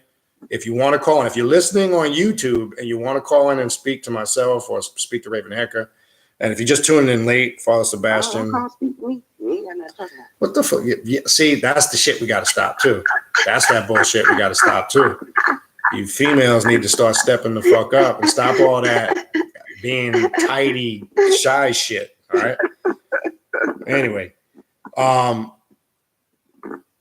yeah, I just lost my train of thought. But anyway. I'm sorry. I do that. That's that power. Yeah, that's that power in my ass. That's that power you. That's what that shit is. Let me stop. Yeah, you can call in, as I said before I got interrupted. You can call in and ask your question. Talk to us. That's what I was saying. If you came in late, Father Sebastian had to leave because his phone battery was dying out, and he is currently right now at Disneyland out in LA, California. But as you heard him before he left, and in my conversations with him, he definitely wants to periodically come on when he can. But we'll get him back. He said he will come back. And Yeah, and we will do a part 2 to this. So if you didn't get a chance to get any questions through, we'll definitely address that. But again, the number is 605-562-0444. The call ID is 134-778 #. And the pin is the number 1 and the pound symbol. People, call in and participate. I keep stop this stand behind the scenes shit. You know, look, I'm gonna keep it real with you guys because I gotta keep it real with the energy that I feel. You motherfuckers gotta stop hiding behind a keyboard and let your voices be heard. You know, if you ain't got a question, call in. I mean, look, I don't want a long drawn out story. You know, we got a lot of Martin Luther King motherfuckers. I had a dream, and you know, in the dream, I was Rudolph the Red-Nosed Reindeer. That shit you can save for another time. But if you got something you want to add to the topic, let your voice be heard. You don't necessarily have to call in if you don't got a specific question. But the objective of, because I know feeding it on both platforms, everybody's comfortable with YouTube. They like to stay in the YouTube room and hide behind the keyboard. But people don't make phone calls no more. People don't make phone calls no more. So also, everybody do ticket-tack. But remember, you can go to the TalkShoe site and sign in on the internet. And it gives you, again, let me say that too. If you go to the TalkShoe link that I sent out, matter of fact, maybe we could put it into the, hold on. Maybe you could put it into the chat room there, Raven. I'm talking to Jack right now. One moment. Jack, I see Jack. I see you, Jack. Big Jizzle. Yo, he's Jack Diesel now because he drives trucks. Yo, that's your new name now, nigga. Jack Diesel. No, because he put in there Shadow Keyboard Warriors. No, I saw it. That's Jack. Jack right now, he's somewhere in fucking Tennessee at a midget strip club and shit. Little midget strippers and shit. 3'6". Let me stop. But yeah. So before I go to the phones, what I wanted to talk about real quick, that's what Tuesday night show. And again, as I said last week, we're going to be focusing on various different aspects of Sith philosophy, Sith spiritual practice, Sith dogma, and most definitely leading up, not just for, even if you're not coming to the ritual, but it's going to help a lot of people that are attending the ritual at the end of the month. And I want to make that clear to finish off with that before, you know, so we don't get sidetracked. That's what the purpose of the work is. A lot of these things that we're covering in these next upcoming couple of videos leading up to the end of the month, if you are coming, pay close attention. It'll help you. That's the best thing I can tell you. It's the only help you're going to get. So if you are coming to the ritual, I hope you're paying attention to them classes. I'm trying to give you stuff in there. If you do retain it, it'll help you when you actually go through the ritual or the work itself. All right. So what we are going to do now is let's see if we got anybody. I see. I'll go back over the chat here, see if there's any questions here. But let's go over to see if we got a couple people. Let me just check the list to see. I'm gonna try Brother Doomer again, but goddamn, I hope he ain't got that echo shit going on. Let's try him. Brother Doomer, can you hear me? Yeah, I can hear you. Can you hear me? Yeah, man. I tried to plug you in earlier when Father Sebastian was on, brother, but that damn echo shit was back hardcore. Oh, that shit sound like you was in a vortex or a black hole. Oh, it probably was the headphones I had or something. I don't know. Yeah, because you had that you had that problem last week. It was the same thing. Yeah. But anyway, what you got for us, brother? I've enjoyed the show so far. It's been pretty good, and he answered a lot of basic questions. I do need to go back to that Sanguinomicon book that he was talking about, since he said that was the foundation work for the Red Bear Magic book. Right, and let me add this real quick. And I know he touched on it a little bit, but in my private conversations with him, he made it clear that he's actually got to update those books. And you heard him say it. He touched on it real quick tonight. That's it. That's the foundation. But he explained to me a lot of things have changed since then. It doesn't mean there's a lot of still. And I didn't know this until actually talking to him. I wouldn't have known that if he didn't tell me that. But keep that in mind. You know, he actually plans on going back and updating some of that stuff. So keep that in mind. That's important to understand. But go ahead and finish, and then what I'm gonna do. I got a question for you. I would like to ask, but go ahead. Okay. I was the question I was going to ask him was, his collaboration with certain writers like Michael W. Ford, Right. and how did their philosophies collaborate? And because I know he did the forward to Correct. this Vampire Magic book, so I just wanted. That's one of the questions I was going to ask him. Sure. But I'll save that. Yeah. Mm-hmm. Yeah. No, that's a good point. And actually, I'm discussing not to let the cat out the bag, but I'm trying to get Michael W. Ford on the show. They do have a connection. You heard him mention the Temple set, and I'm gonna just say this real brief and discreet. I don't like to talk about in-depth my involvement in it, and actually, and I'll just throw this out there briefly, and not Raven Hecker too, her involvement in it. I don't get into it openly. That's just my choice. I just think certain things need to be private. I bring that up because he says, he feels the same way about certain things. But I'm only why am I pointing that out there? Because you brought up the thing with Michael W. Ford. What a lot of people don't really understand too about Michael W. Ford, he had at one time also been a member of the Temple.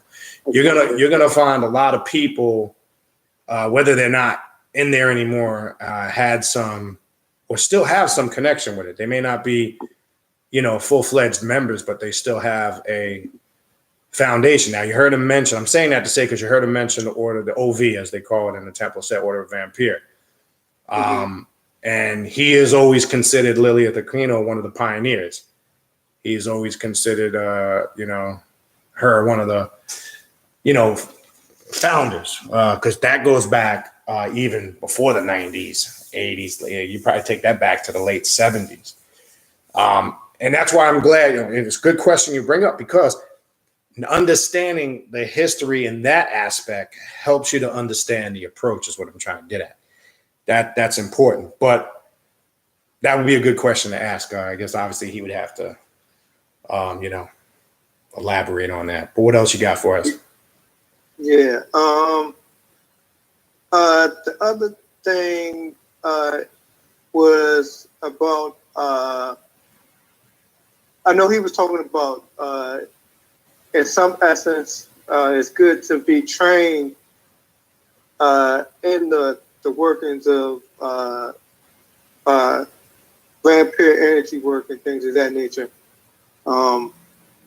So my question was going to be, what was was there a certain vehicle to get that training, or is it something that you just have to do yourself? No. Excellent question. That's a really good question. And again, when he comes, ask him that, but I can tell you from what he elaborated on. Now, that's what certain orders are for.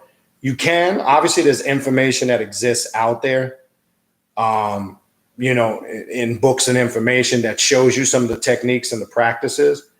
But as you heard him, he mentioned the TOV. And the TOV is the Temple of Vampire. That's probably one of the most well-known orders of vampirism. Mm-hmm. So a lot of those orders are set up and structured for those practices, not a coven. And I want him to explain the difference. But I want you to hear from him. There's a difference. Let's make that crystal clear. There's a difference between an order and a coven, and he'll explain that. And he stressed to me on our phone conversation on Friday that he doesn't do the coven thing, and he'll explain why. But yes, there are various forms. Yes, you can do some of it self on your own, just like anything you can do on your own, by all means. But let's just say you wanted to take it to another level. That's what some of the orders are for. Is it necessary? Absolutely not. In his books, he shows you the techniques. So I would think, and I don't say think. All right, I'm sorry. I was watching my team. They just won in overtime.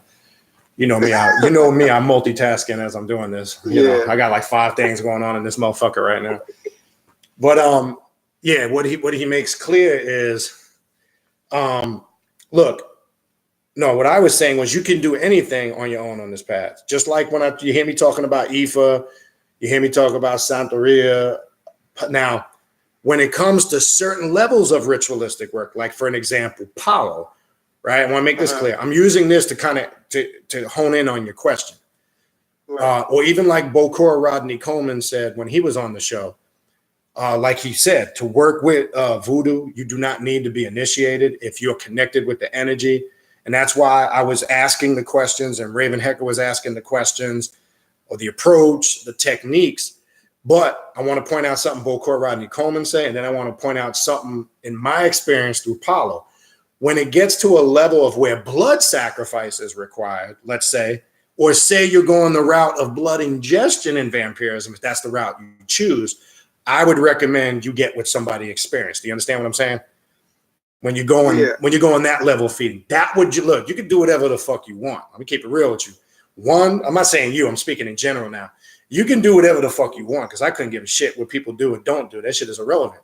But what I'm saying is when you get to certain levels, depending, and again, I'll use Bokor Rodney Coleman's example, then you need in that aspect, for an example, somebody that specializes in being initiated in the cutting of the knife, where they know the proper way to sacrifice animals, etc. If you don't know that, you'd be a fool to set out and do it without getting some guidance and then doing it on your own.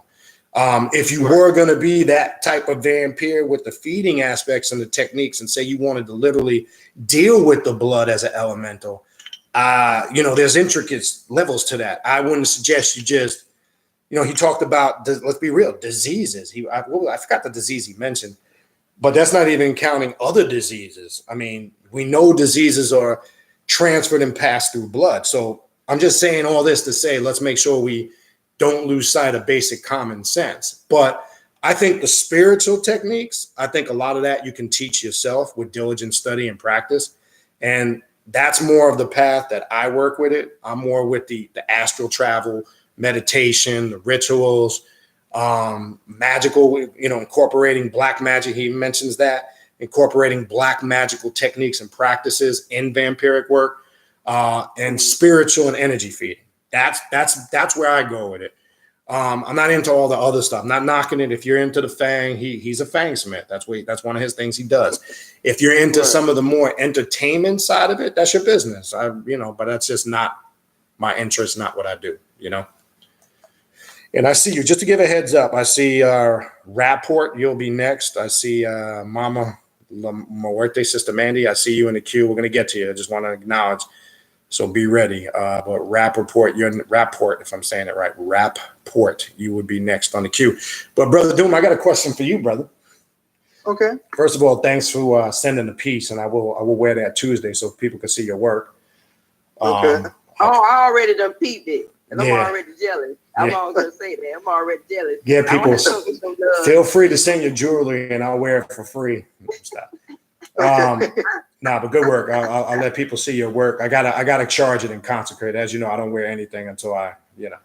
Most definitely. That's why I didn't do anything. No. I got it on my altar right now. I keep it on my altar for 24 hours, and then I'll do some ritualistic work with it, and then I wear it. I do that with any amulet or talisman that I get. Yep. Well, let me say this. And since we're on this topic, can I ask you if you'd like to share? What would you say right now? Do you practice vampirism on some levels? Do you utilize it in any of your work? And if so, how would you, quote unquote, briefly, how would you identify your connection with it? That's the question I want to pose.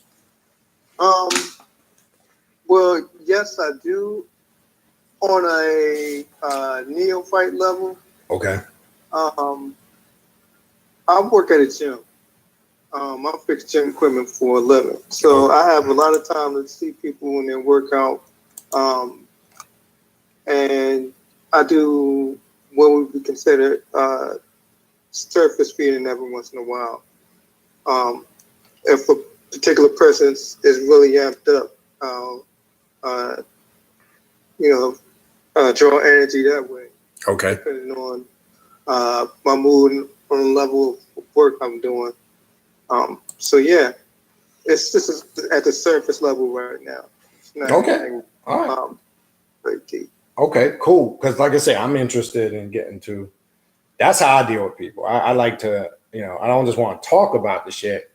That's why I want people to call in so they can share their perspective and their personal experience. All right. So at least you were straight to the point. Like you say, you're at the neophyte level. You explain some aspects that you utilize. All right. That's cool. That's kind of answers my question.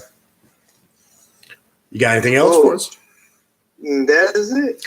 All right, brother. We appreciate it. And I know we'll probably talk to you soon. Most definitely. Thank you for having me on. Nah, no problem, Keep up brother. the good job. Appreciate it. All right, let's see if we can get this person in. Rapport, you are on the call. Can you hear me? Yes, I can. Can you hear me? Yes, hear you crystal clear. How you doing tonight? Well, first of all, I don't want to seem nitpicky, but the proper pronunciation is rapport. Oh, I'm sorry. Okay. And that's important. That is important to me because I feel that the way we express ourselves says a lot. Mm-hmm. And I take a great deal of meaning from the word rapport. Okay, rapport. So, okay, that's your word. Okay. Now that I've done picking nits. No, that's all right.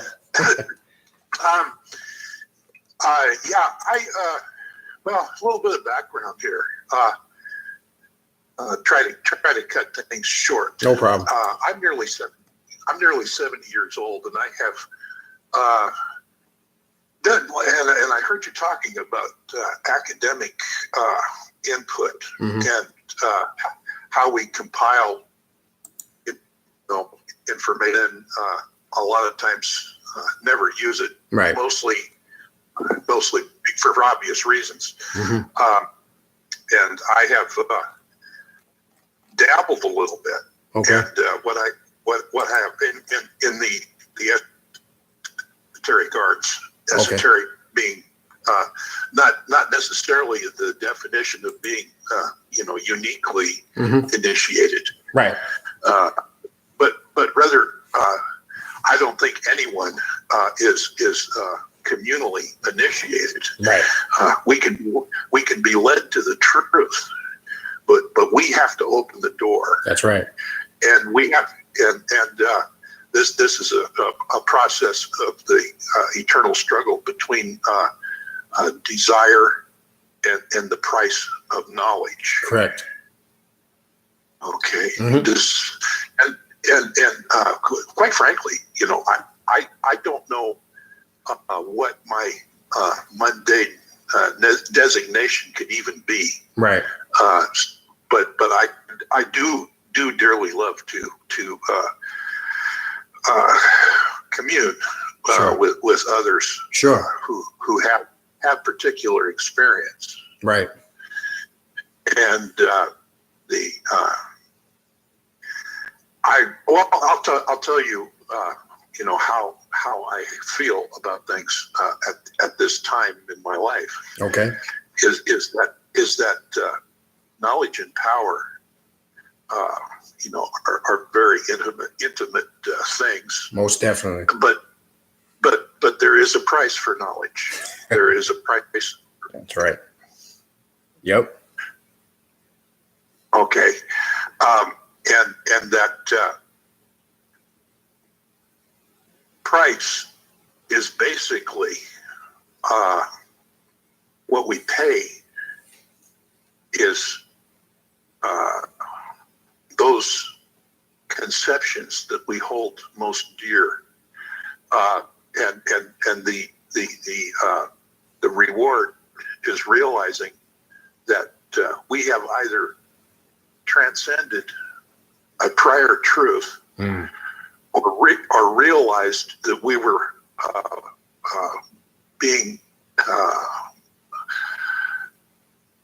we were blind faith believing a particular thing. That's correct. For whatever expedient.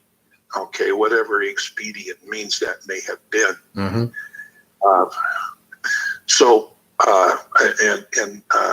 I heard you say something about the vampire and the quintessence of vampirism. I believe that's your your laser domain. If I'm wrong, please correct me. Right.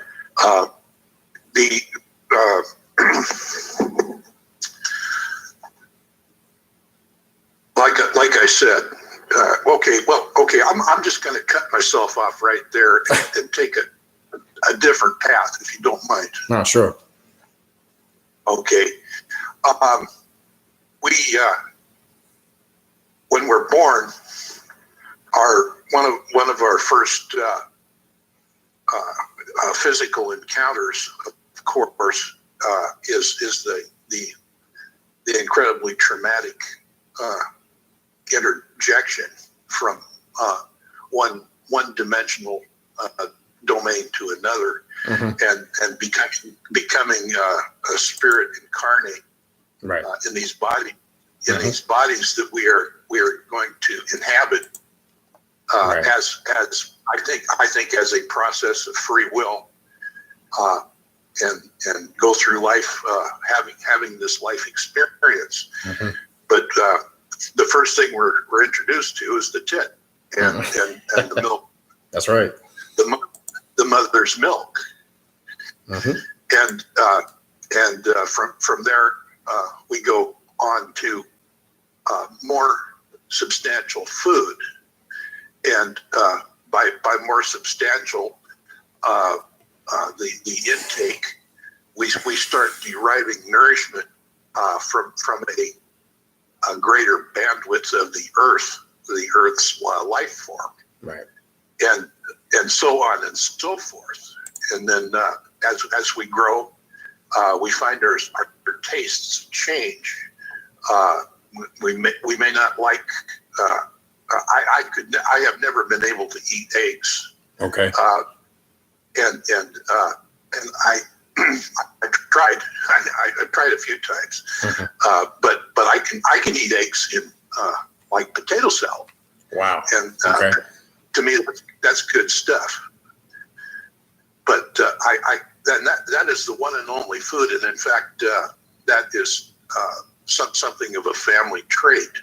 Okay. A cousin and I once stole a quart of eggnog during the holidays.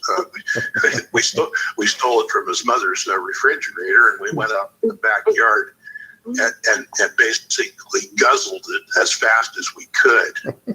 And that's when we became aware of how allergic to egg we are. I don't mean to laugh, but that's funny. He ended up in the hospital. Oh, wow. Well, that's not funny. All I did was roll around in the yard for a while, holding my guts and wishing I was dead. But this is one of the ways that we learn. Sure. One of the ways that we acquire knowledge. Sure. And I have dabbled a couple times, and for lack of a physical description, found myself rolling around holding my guts and wishing I was dead. So there you go. I believe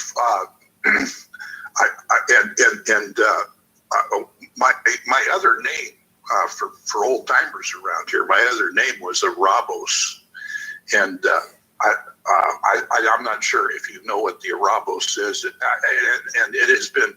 For the last 20,000 years, it's been written and rewritten and transcribed and mostly portrayed, as an icon. Right. But then third dimensional letters are always presented as an icon. But the Arabos is the serpent with his tail in his mouth. Okay. Yep. And our people, I believe our people, 20,000 years ago, primarily because we could find the Arabos inscribed and carved into rock and put on monuments on the bottom of those big fellas that are on Easter Island, guarding the island. Sure. The Arabos it appears worldwide. So the point is, it's pretty darned old. Right. And that was sort of an epiphany with me, because I am among other things, a physicist, studied the physical arts, math, and that sort of thing. Right. And I when I first encountered the Arabos, there was something about it that keyed a memory, and it just sort of rode resident, kind of like a like something going around and around and around, and like a lot of thoughts eventually disappearing into the center. Right. At which point we say, aha, and that was to me, that said clearly to me, including those awakened memories, that the state of the universe is indeed entropic. And at that time I was studying, there was a huge argument over whether the universe was open or steady state or closed. And humanity has sent these marvelous instruments out into space, and they have looked at what they can see. Right. And with that greater vision, we're able to gather more input and data. Right. And they're the day that they declared without a doubt we live in a closed universe. That was a very interesting day for me. So okay. I don't know if I'm taking it. No. If I could ask you a quick question, you said that was also a name that people knew you by. Was it because of, what you're talking about? How did that name stick to you? I would ask you. And is that what your background is? Did you go to, did you go to school for that? Was that your profession, being a physicist? No. All through my life, there has been this growing, insatiable desire for truth. Okay. Truth is my drug. Truth is my drug. I got you. Okay. Yeah. And I do believe that Arabos is at one time was a fairly common name in Aramaic. Right. And the probably most commonly known Christian scripture,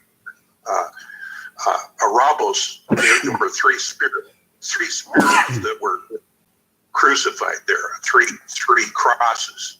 One was Barabbas, and the other was Yosua, and the third was Arabos. Okay. And of those three spirits, and then that to me is pretty darn. There were for millennia, it has never been known whether the universe was open or steady state or closed. Right. And I believe. I'm sorry. Did I cut you off? No. Go ahead. Okay. I'll go on. As soon as you start feeling like you're going to sleep. No. We'll let you. No. Go ahead. Finish. Let you finish this. Let you finish this thought, and then we'll go to the next call. But go ahead and finish what you're saying. Okay. I have been noticing here recently, and I pay attention to things, and there like I said, there are expressions come in many dimensional forms. Right. And here recently, and in cutting edge physics phenomenon known as a causality loop. Some people call it a time loop, which is in and of itself is a form of Arabos. Right. But it has the I guess the most common, long-standing mundane recognition of it as deja vu. And this is reminiscent of I think an awakening, a burgeoning upon humanity, whether they want it or not. Of course, there is going to be there have always been evolutionary events, whether humanity wanted it or not, because evolution is confirmed, it's congruent by basically by a lot of the stuff that I've just been talking about. Sure. But I had kind of gotten away from the crafts and this and I'm seeing causality loops being portrayed in media a lot. Sure. One example would be the movie Groundhog Day. Mm-hmm. Groundhog Day is all about causality, and particular what gets to me is how the character in that movie escaped. His for lack of a better description, hell. I don't know, but yeah, he was caught in the causality loop. That's right. And I'm struggling to understand the expression, and even though that was just a writer coming up with very very interesting content that had all of the right stuff in it, a little and drama and comedy. Nice mix. I mean, it was a very good potato salad. Nice. All right. Well, we appreciate it. Thank you for sharing that with us. It was a lot. Okay. But no, definitely appreciate it. How did you come across the show? If I could ask you real quick before we let you go. Well, I've been on Talk Show for a long time. And, okay. I drop in and listen, and sometimes I feel compelled to come in and ask. And I guess the question, if I would ask, one particular question is, what am I? What the hell am I? That's it. I don't know. No, that's a constant learning process that never ends, and it's an excellent question. And I think that's what we're all trying to strive to figure out. And I don't think if we had the definitive answer to that, we probably wouldn't even be having these discussions. But I appreciate the call, and thanks for the input. Oh yeah, absolutely. All right, you have a good evening. Good evening. All right, did we lose Mandy? I think she's. Yeah, I see. What's going on with her father? Something going on with her father? I see. Yeah, just being stubborn, she says. So. Oh, okay. Well, hopefully he'll be okay. Yeah, wish him well. Mm-hmm. All right, let's see if we got anything else in the chat. That was a lot. Now, and that you heard the elder, 70 years old, I believe you said. He was. Yeah, that was awesome. He was dropping a lot of metaphysical stuff. He was a lot of science. And I don't think, I caught that. Even just when he was talking just about knowledge, I caught that. He even typed something in chat, didn't know. Yeah, I know. Yeah, he's, well, that was just awesome that he just even felt compelled enough just to come on and share. But something he said, we can all glean some knowledge from that. I mean, I was about to start doing the robot in this bitch. No, stop. No, but hey, look, you know what that tells me though. On a serious note, here we are. We got an elder, and I'm sure there's many elders out there like him that actually. It proves my point. What I said earlier. We have a lot of readers, but we don't have people that actually study and absorb the information and can actually. Put it into practice, which has root in the word practical, right? I think that gets lost in translation because, look, a lot of us can read, let's be real, but are we retaining what we're studying and reading? Now, you can apply that to this path. You can apply it to whatever. It doesn't necessarily have to be on this path, whatever you want to identify with. I'm saying apply it to yourself. And there's one thing that stood out to me Probably more than anything, he said, knowledge is power. And with that knowledge and power, and you've always heard me say something similar, comes responsibility, right? I hope everybody caught that when he said that. He said knowledge is power. And that power can be, some people unfortunately abuse it. How? Because some people figure if they have knowledge that another person doesn't, they can use it as a form of suppression. We see that in many different circles. But I also, and this is just my opinion, I believe not when you have knowledge and that power, I think it is to some extent, as I said before, to those that want it, it is your duty to teach and educate. I believe if you have that, because what good is it if you just suck it all up, keep it to yourself, and you can't utilize that knowledge and power to make a difference by teaching. That's the thing, right? What knowledge comes with, great responsibility. Yeah, and that's, I mean, if you didn't remember anything else he said, remember that, people. As far as how you apply that, and we can use that concept on this path and our everyday, practice of it. But anyway, it was interesting. But let me see if we got anybody else on the other side. Then I'm gonna go through this YouTube chat room and take some questions. Ain't no questions in there, just comments. It's just people just talk to each other. All right, let me double check because you guys came in late. All right.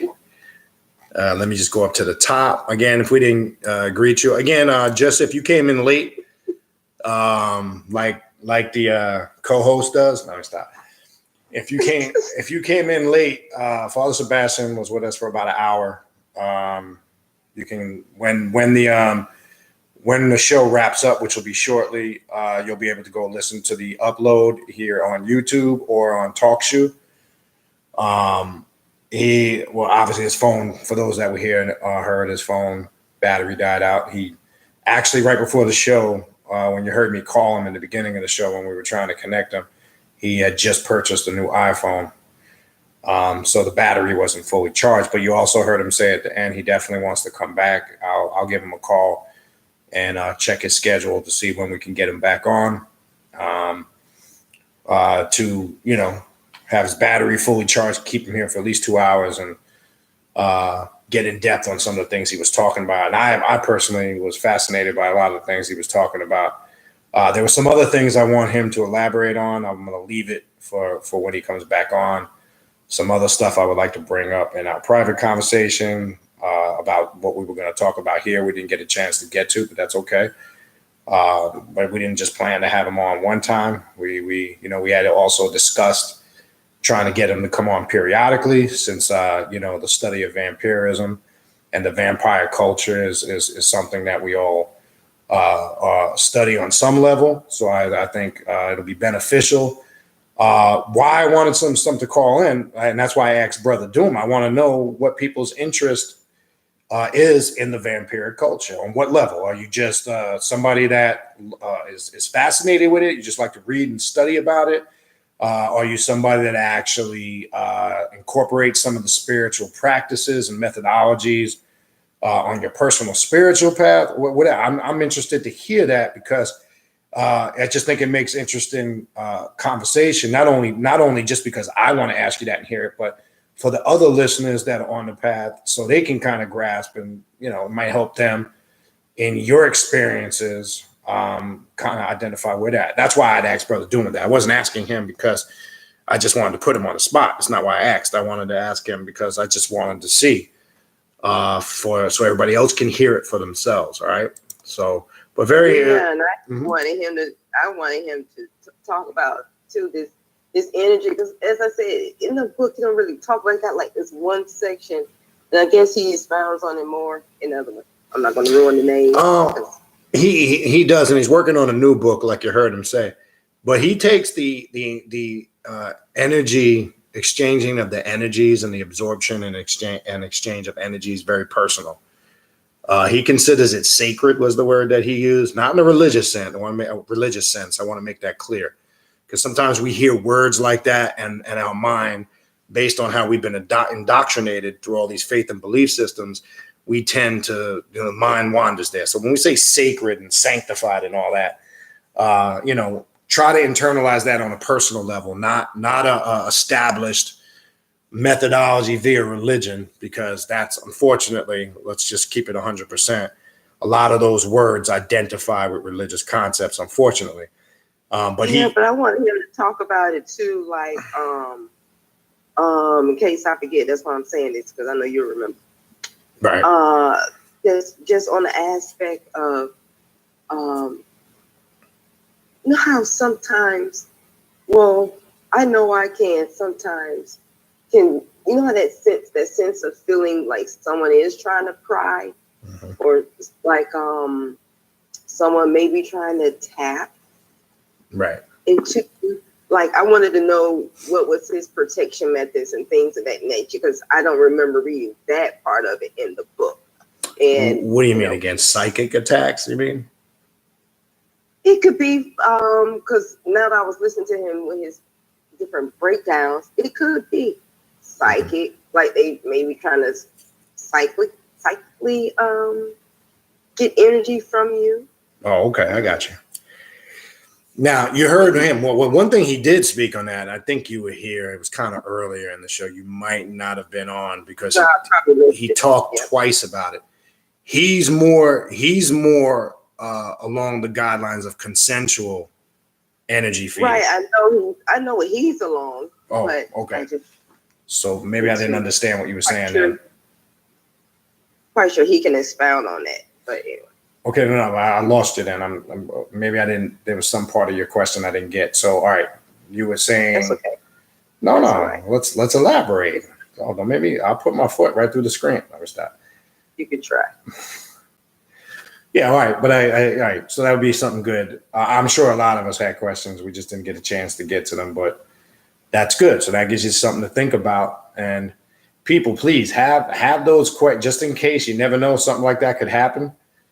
You know, have your questions typed in, just like you're doing, you know, in a regular a YouTube setting or something. Yeah, like not have your questions. Don't wait till the time the question. Right. Don't wait till we open the questions up, because, as you know, unfortunately, sometimes with talk show, in addition, I mean, this was an issue. You know, that was just his phone battery dying. But things can happen. So if you have some of your stuff in there already, we can immediately go to the material and the questions and get them over.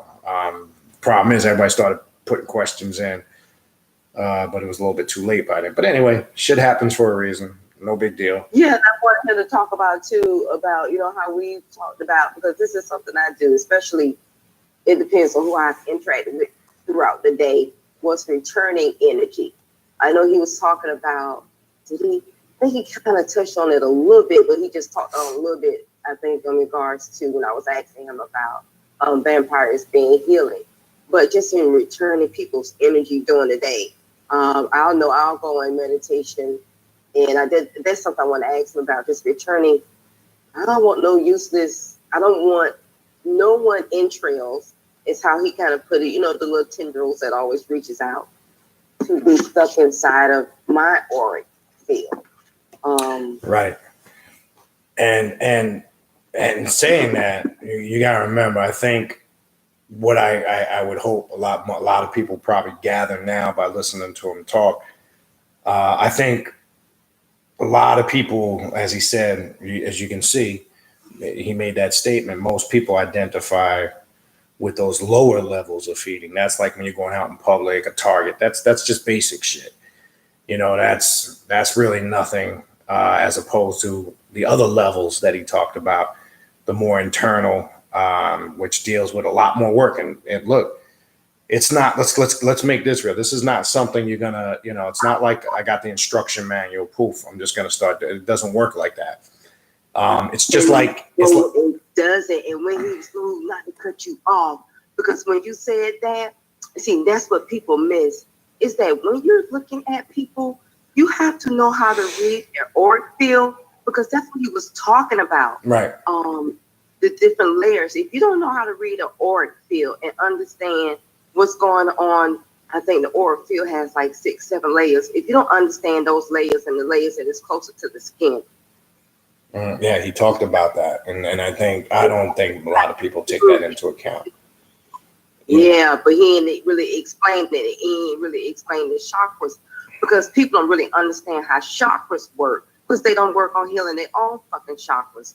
Because just to utilize and just to try to tap into someone's chakras, you got to know them puppies are on point and spinning how they're supposed to be spinning, not cracked, not chipped, not blanked out.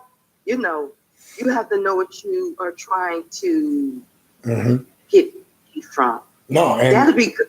Can talk more about that. Yeah, and he does get into in the book the ritual with the chakras to a certain degree, but with the touch, as he was explaining the different levels and layers, that's more of the intense levels of feeding. Again, it's not like he said. He talked about the basic shit, like he used the mall example, and he used the metaphors describing that energy field as like a white cloud type of energy that the vampire is able to see and feed off of and tap into, etc. That's probably the most common one, which, you know, I've been aware of through, you know, other practices and study, and then came across it in his book too. So you mean I can go to the store and be walking through the store and see a cloud, and I'm going, well, yeah, I mean that's how he described it. You know, like Doomer, he'd be in the gym looking at the big booty hoes, and he suck all the energy from the big booty asses when he's in the gym. No, but remember, that's just like a temporary type of thing. And I want him to elaborate on that. exactly. You're not really, this is just my opinion. You're not really doing shit when you do that. That's just play shit to me. You know, to me, that sacred, like you said, that personal, consensual feeding with an individual, you can't even put a price on that. You understand? You can't. I mean, that's the best way I can describe it. I think it's a whole different level rather than just, I'm going to be out and about at the mall or whatever, and yeah, I'm feeding, or I'm in fucking Target. Yeah, to me, that's all whatever. Great. But I think maybe that's more of a self-motivating thing to the point. It can be illusionary, in my opinion, just like somebody can confuse astral traveling with other techniques. That's the other thing I wanted to get into, astral travel and taking flight with him and taking form in the astral realm. But we'll leave that for that because we had a conversation about that on the phone, which I found very interesting, taking on animal forms while you're in flight and things of that nature. Which I found very interesting. And I think I mentioned that, I think when I was doing the Obia show, I had mentioned something similar, that 90% of the time when you take shapeshift or take another form of something, it's always going to be on the astral realm. Now, but I will say this, and I've had one experience with it in 1992 in the United States Virgin Islands, St. Croix to be exact. It's where my older son's first mother is from, and I actually lived there for 6 months. Yep. And there was an Obeah man that lived next door, and that motherfucker took flight physically, not just astrally. And that's all I'm going to say. I'm going to sit here and get into detail about it and want people to accept that story, because that would be ridiculous. But I want to say this. It can be done on both levels, but 90% or more of the time, it's going to be on the astral plane. When you take flight, if you take another form, I keep saying, take note of that, pay attention to that, because it's communicating a message to you, especially if it's an animal form. You should understand what that animal represents, its nature, its characteristics. You're taking that form because it's showing you a true aspect and nature of your character, right? That's the reason why you take flight. That's the reason why you take form. Or whatever it is you take form. Even if it's something you think you willed, it's possible you did, but it's important to understand that. But I'm going to say, and I'm in agreement with that, 90% or more of the time it's going to be on the astral. But I wanted to get into that because that's one of the elements he has in the book. And to me, the elements of vampire magic in the beginning, which is expounded on as the book goes on in depth, each one, I would suggest to somebody, if they were interested in practicing the path, look at those elements in that book. Those are areas, like when Brother Duma brought that question up earlier, those are areas you would want to focus on if you were interested in really being on the path, in my opinion. That would be a good place to start. So for everybody, where do I start? How do I do this? Well, look at some of the elements. What are elements? Has root in the word elementals, right? Right. Elements is basically another aspect of a core foundation. Use it as that. That's what it is. Look in those areas if it's a path of interest. Now, I've always said this, just like, it may not be for you. This may not be something that you're really, interested in doing. All right. All right. What else we got? Okay. I'm just going to scroll through. I'm going to wrap it up shortly. I want to see if there's anything to.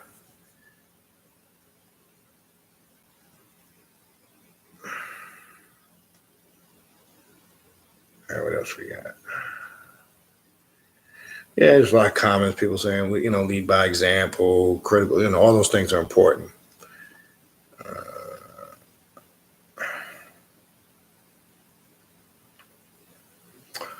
It's Mama Muerte. I see. Hopefully everything good with you, with your pops.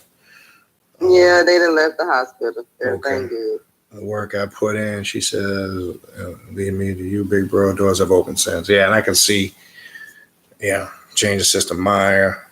Look forward to our monthly rituals. I know we'll see you on the 22nd and the 23rd. Procrastination. Yeah, I'm just going through them. I think, yeah, you're right. Just basic.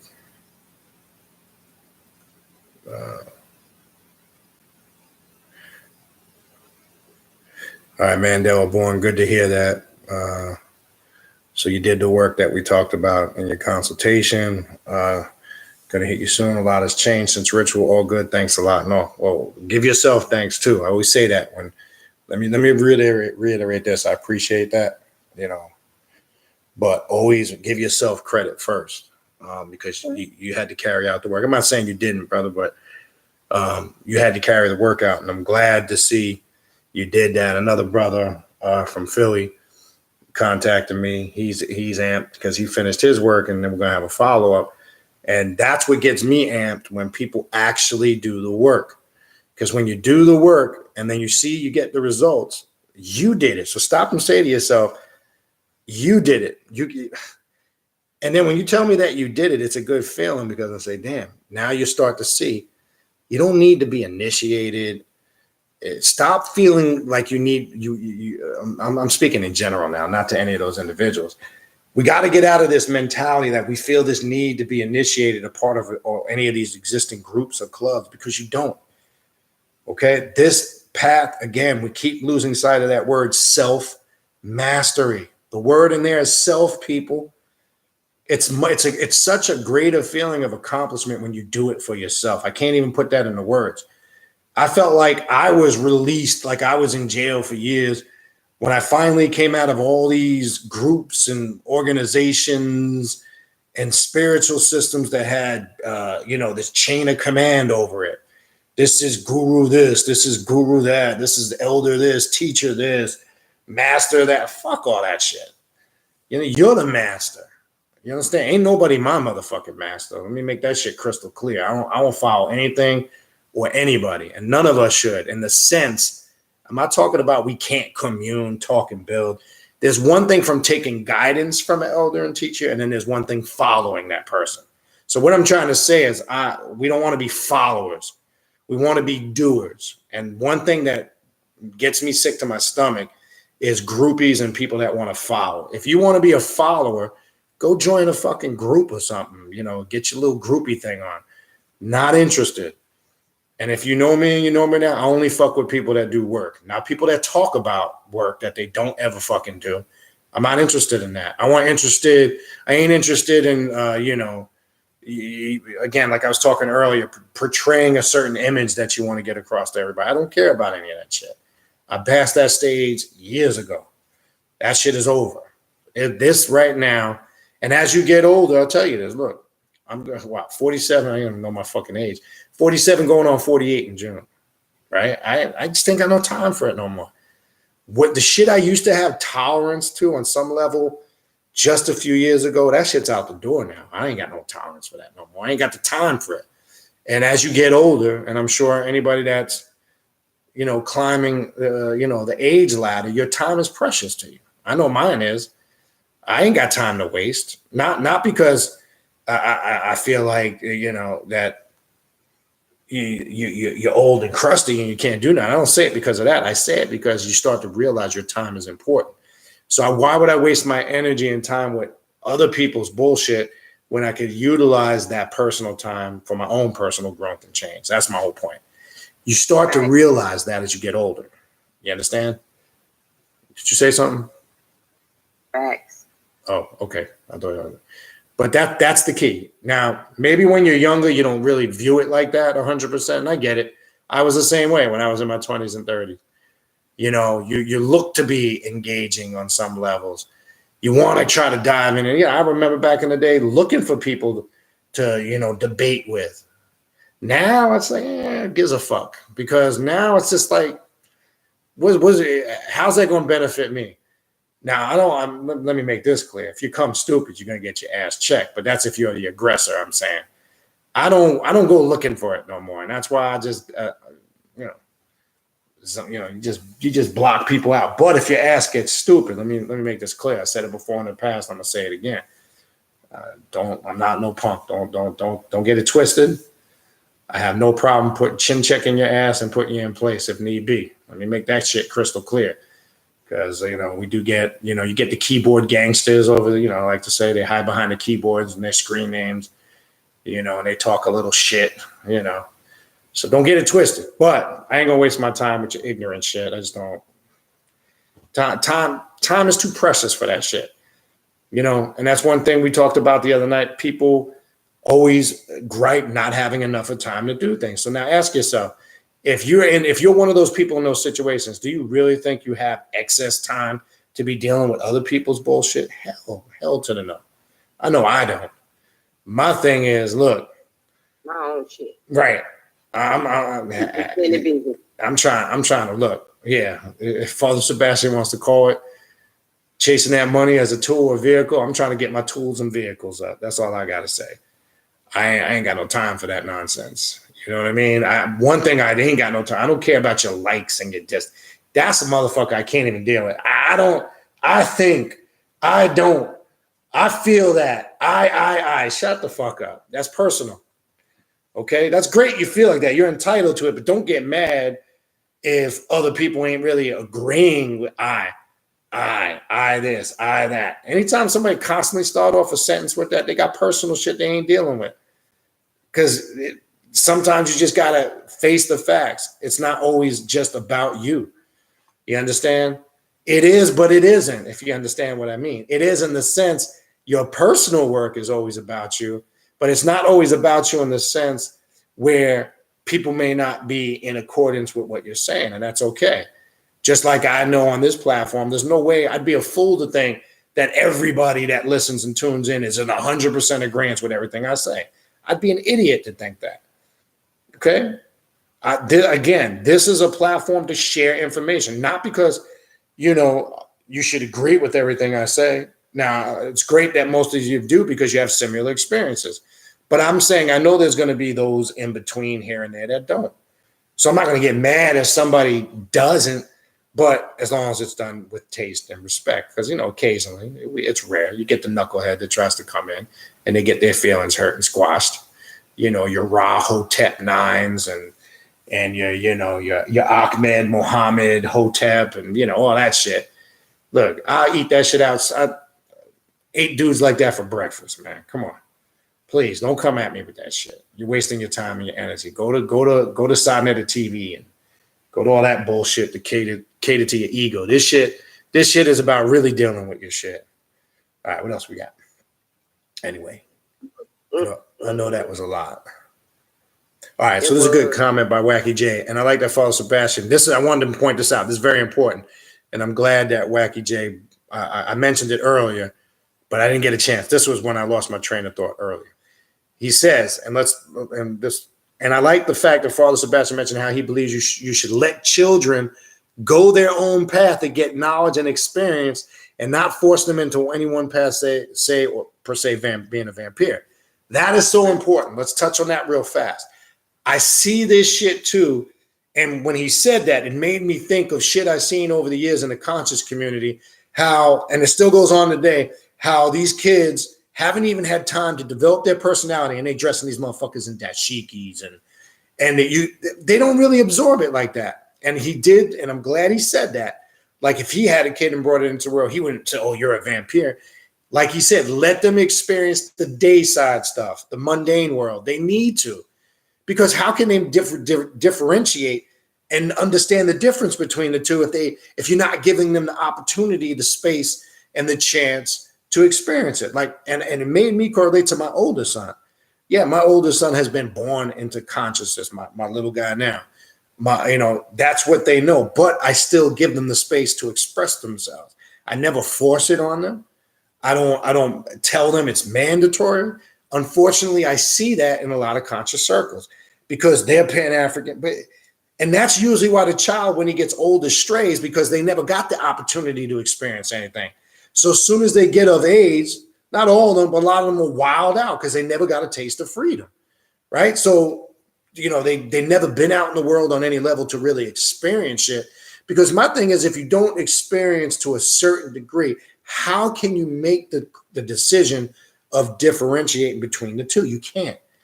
Because I see this all the time with kids being raised in these conscious so-called environments, if that's what you want to call it. But that was a very important thing he said. And I'm glad, Wacky J, you caught that and pointed it out. I wanted to elaborate on that earlier, but I totally forgot. So I want to say this to say, if you're on this path, lead by your example. Don't force the shit on your kids. You teach them, you educate them, you throw jewels at them, but let them be kids. Let them interact. Let them experience life. If they're doing things like, let me give an example. My little guy loves soccer. Soccer was never a passion when I grew up. I'm a huge sports fan, but I'm engaged in the soccer because that's what he wants to do. Now, I'd be an asshole if a parent say, "No, my sport is baseball and football. Play one of those sports." Right? Why would I force that on him? And he even played basketball. He likes basketball, but he gravitates towards soccer, swimming, and martial arts. That's what he likes. Now, I sucked at all three of those. You understand? I took a little taekwondo, but swimming, horrible. I still can't swim to this day. I know that's embarrassing. I should learn how to swim. Being around all this water, that's another story. We'll get into that another time. And soccer never wasn't my thing growing up. But I would be a fool to say, don't play soccer, play this sport. Because why? Because I like that sport? Well, we do that. I've seen that in these conscious circles because you're this or you're on this path, automatically you're going to force feed that on your kids. I'm telling you, 9 out of 10 times it backfires. It makes them rebel. Once they get a taste of freedom out in the world, girls usually become hoes because they ain't never, I'm going to keep it real. They usually go out there and they wild out because they ain't never had no freedom. And dudes usually get into a whole bunch of mess and trouble, either getting some young girl pregnant, running with the wrong crowd, vice versa. You see this pattern repeat itself. Why? You see it when somebody is raised in a strict religious household and they're not religious, that they don't want to be religious. The kids rebel. You understand? You can't force spirituality on somebody. They got to want to adapt to it because it's their own choice. So keep that in mind. That's a good point to draw upon. All right, let me see what else we got. I think it looks like it pretty much. Smooth the God. Yeah, I had reached out to, I'll follow up as far as Brother Panic. Yeah, I'll give him a call. See, that's it. I hadn't even thought about that until you brought it up. Yeah, we can do that. Just to remind people, and I see there's a couple more questions at the bottom. I'm going to take, there's a good question by somebody I see at the bottom there. Light Lords Assemble. I'll get into a basic because that's actually something that is a little more intricate. But just to remind people, upcoming shows. Next guest will be on February 21st. That's going to be Dr. Edward Bruce Bynum. Don't miss that. We've had him before, and he's always excellent when he's on here. The following week, we'll have Brother Bal Cadman. He'll be here to discuss the release of his new book, which is being released that day. It's actually available for pre-sale right now.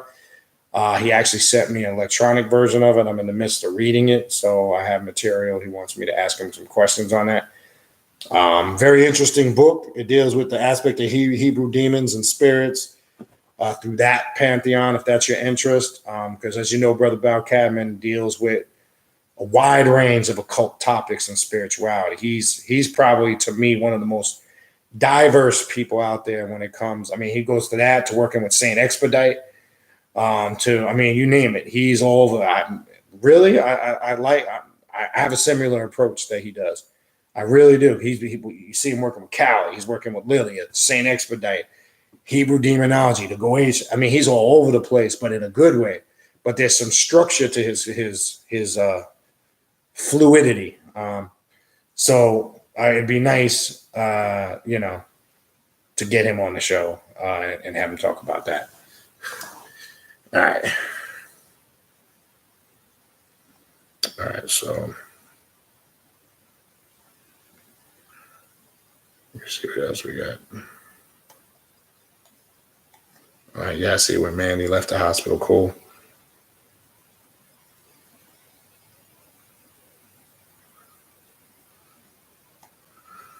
All right, Smooth Guard says, are you visualizing the trait or traits of the prey while draining after you've determined they are a good prospect? I think he touched a little bit about on that. I would say traits plural, because I think that's all plays a factor in it. Now, if you're zoning in on one particular aspect, maybe there's a particular trait that you have identified where you feel you can absorb more energy. I've also seen that aspect, but that would be a good question, not how I apply it. I look for more than one trait, because you got to understand, if you're focusing in on one particular trait, there might be other traits that are not as conducive that might affect that. That's just my approach. Not saying that, but I have known people to focus on one, and I have known people to focus on multiple. I tend to look for multiple. It just works better for me. Mandela Born with the talk shoe charge. Let me explain this. I've said this before. When you're on trying to log into TalkShoe, if you have T-Mobile or Metro PCS, yes, they do. It's not that they charge. If there's a plan, there's a thing you have to have in your plan, because this is like a calling conference number, and then we never had this on the old platform. It only seems, and I'm not sure, Mandela Born, I'm sure you probably have either T-Mobile or Metro. They seem to be the only providers that I believe it's a penny a minute. You probably heard. Yeah, it's easier, in my opinion, and better to just when you join the studio, when you click on, go to the website and come in through the internet. It's easier. It's better because, one, you got video and audio capabilities. I just want to make that clear. That to me is the best way. That's the upside to this new format that got set up. The downside, yes, if you have T-Mobile or Metro PCS, and I don't know if there's any other carriers to my knowledge, but I know those seem to be the two where that's the issue if you call in. So if you do have T-Mobile and Metro PCS, I mentioned it in the past, just be aware of that, because that is what happens. I don't know why it changed. I couldn't tell you. Because it wasn't like that on the old format. As you know, it didn't matter what cell phone provider you had, you can call in, it was free. That's the best I can tell you on that. But I would recommend most people, if you just come in on the internet, like when you hit join in studio, it says you want to join by phone or by internet, computer only. My suggestion, that's if you have, and I know some people are out and about or they're traveling. I know some people might be listening in at work. So I know you may not always have the capability to sign on via a computer. But if you have the ability and you're at home and you have a desktop or a laptop, I would try to connect through there. It's easier. You won't have no problem. And it gives you audio and video capabilities. If you so choose to want to be on video, that's entirely up to you. All right. So hopefully that helps you, brother. Light Lords Assemble. I'm fresh low. How do I get about my starting on my left-hand path? All right, that's a long question, but I give you some basic due to the fact of time's sake. One, I would suggest, if you haven't read The Kabbalion by the Three Initiates, The Seven Hermetic Principles of Tahuti, though technically that wouldn't be considered a left-hand path publication, but it is a lot of the core foundations of one and how they approach this path. Another good book I would recommend, and we're actually going to have him on the show on March 9th. That's going to be a special Saturday show. I'll put this book up. Hold on.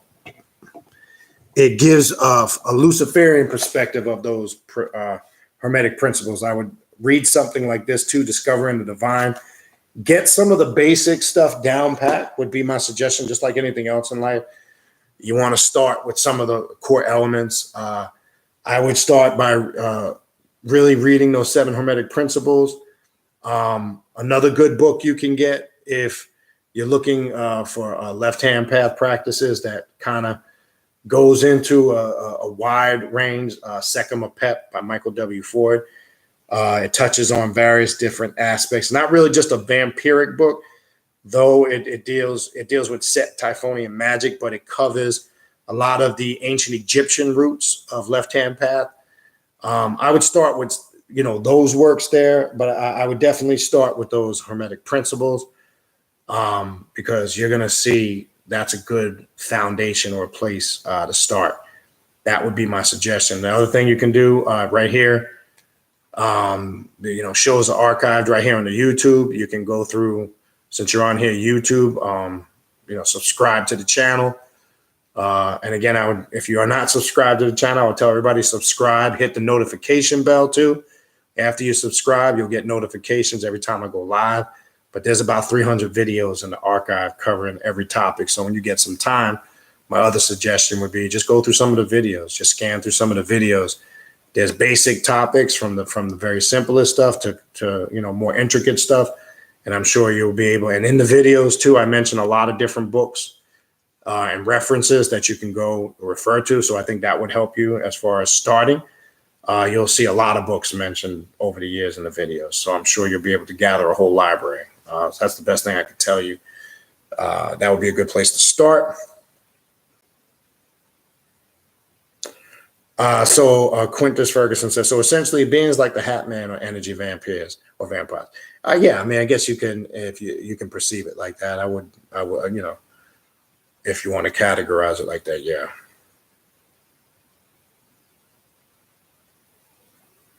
Okay, good question by Undulating Darkness. I have a question. I'd like to know what kind of methods you use to scan people for vampiric works or just general spirit works.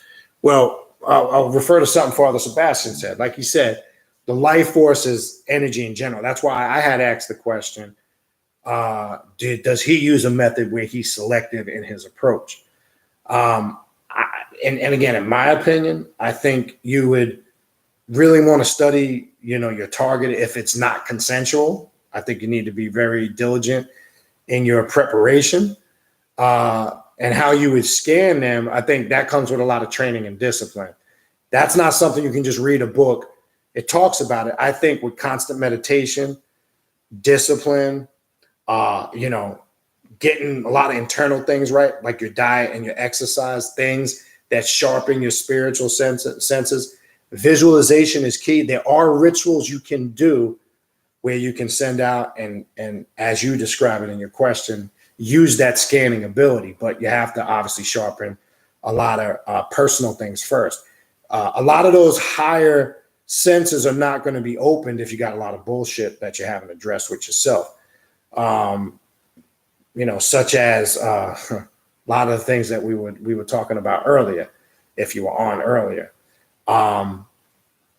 There is a way you can do it, and there are rituals. When you say the scanning process, sometimes it's as easy as zoning in on the solar plexus. There's one form of energy absorption and tapping into the solar plexus. So what tends to happen is when you zone in on a target, you can sense and feel the vibration of that energy if it's something that's going to be uplifting for you and energize you, or something that's going to be draining. But your sense, you will know it has the quality that you're scanning or looking for.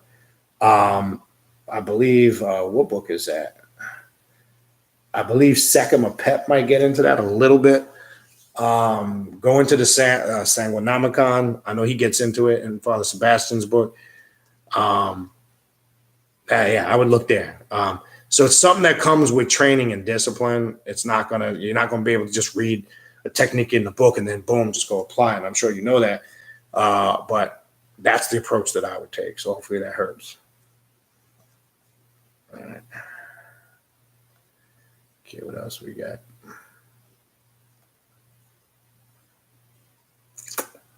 BMO says, in magic, anything is possible.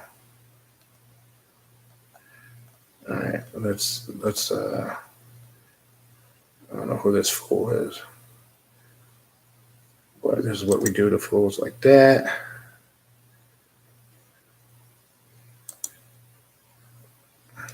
We just remove them from the room.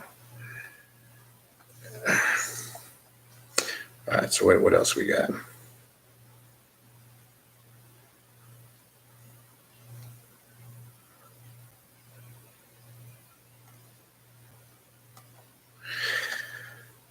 All right, so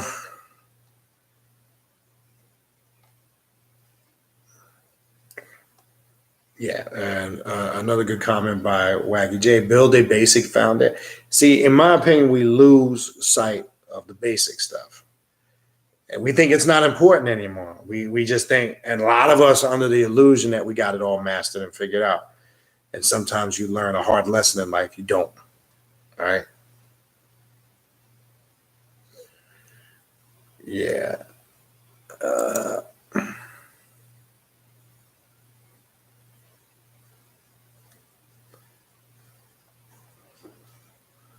Okay. What else we got here? Yeah, never lose sight of those basics. That's a good point.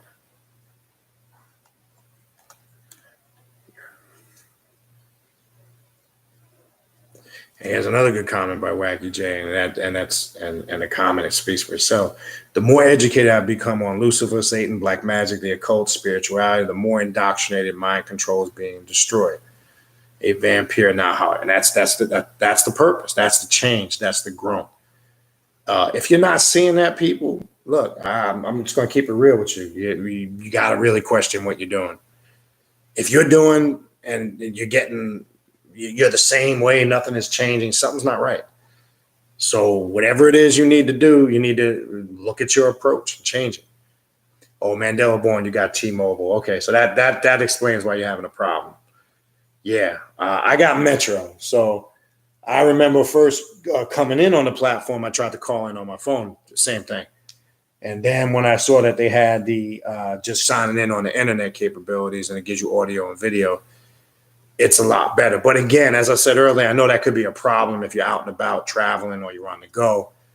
You know, I know some people it's easier to call in, but unfortunately, if you got T-Mobile and Metro, that's the problem with it. Yeah, penny a minute. That's what it told me. So yeah, it sucks. I don't really know why that changed. I couldn't tell you.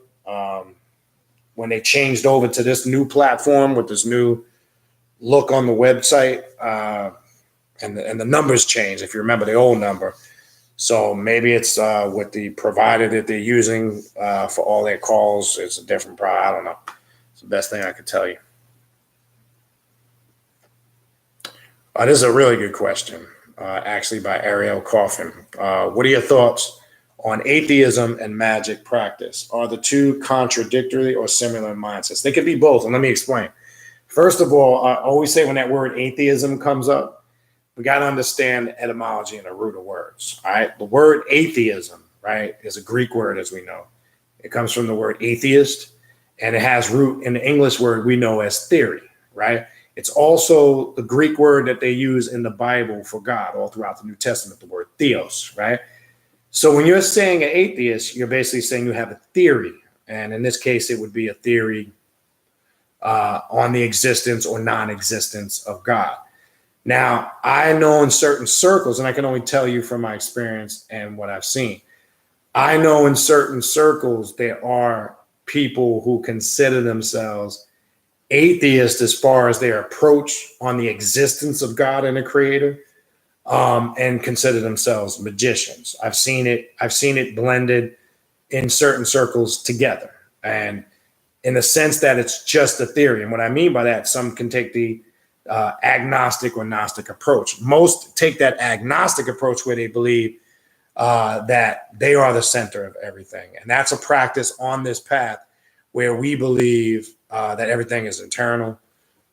We really vibrate with that. And I was mentioning the 7 Hermetic principles earlier, that all is mental, mental is all. That's the first principle.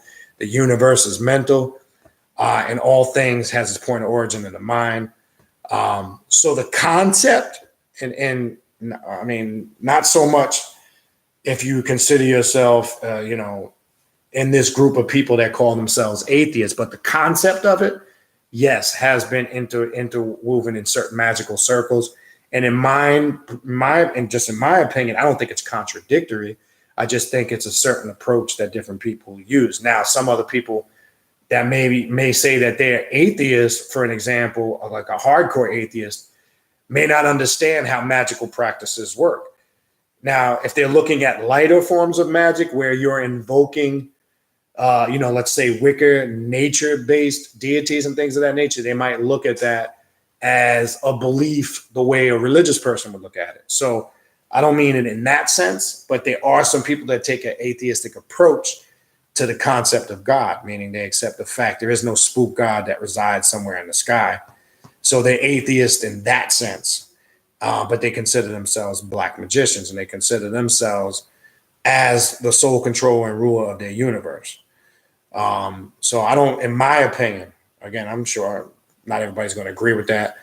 I don't think it's contradictory at all. I think it's a personal approach if you are combining the two. I think that's a very Luciferian concept. So some people can look at Luciferian principles and they can come across as very being atheist, because I don't believe that there's some spook God somewhere up in the heavens and he snapped his fingers and created everything. And that insulting kindergarten story in the Bible is fact. That's ridiculous. Anybody that believes that as a grown adult, in my opinion, got some problems. So I don't believe in the monotheistic concept of deity at all. I just think it's all man-made faith and belief systems. So again, long story short, it's the approach, and I don't think it's contradictory, right? All right, it looks like we have just a couple more. You guys typed some stuff in late. What else we got? Smooth the God says, what about creating servitors for draining with a filter for only the traits you seek from prospect? Yeah, because that's part of this path, creating servitor spirits. When you're creating a servitor, obviously you're creating it for a reason. But when you're shaping and forming that servitor for that particular purpose, you better create it with those particular traits in depth and detail that are conducive to what you need, which obviously, based on your comment, you would. But remember, I want to make this clear, and I did a show a little while back on servitors. Be very careful, because make sure you're very in depth and detail creating them servitors, because they can run amok and cause you a lot of problems. And if you understand the whole concept of working with servitors, make sure they do not. What do I mean when I say they run amok, right? What tends to happen is if you're, I'm going to use the term overfueling them, they can create a lot of disconnect within yourself. So as long as you're detailed in depth, yes, you can create a servitor. It's just the word has root in what? The word serve. You're creating it for the purpose to serve your needs. So a servitor, and one thing I want to point out that Father Sebastian said, and don't lose sight of it, he said the vampire itself is an archetype. So let me shut down the shit when people say they don't work with archetypes.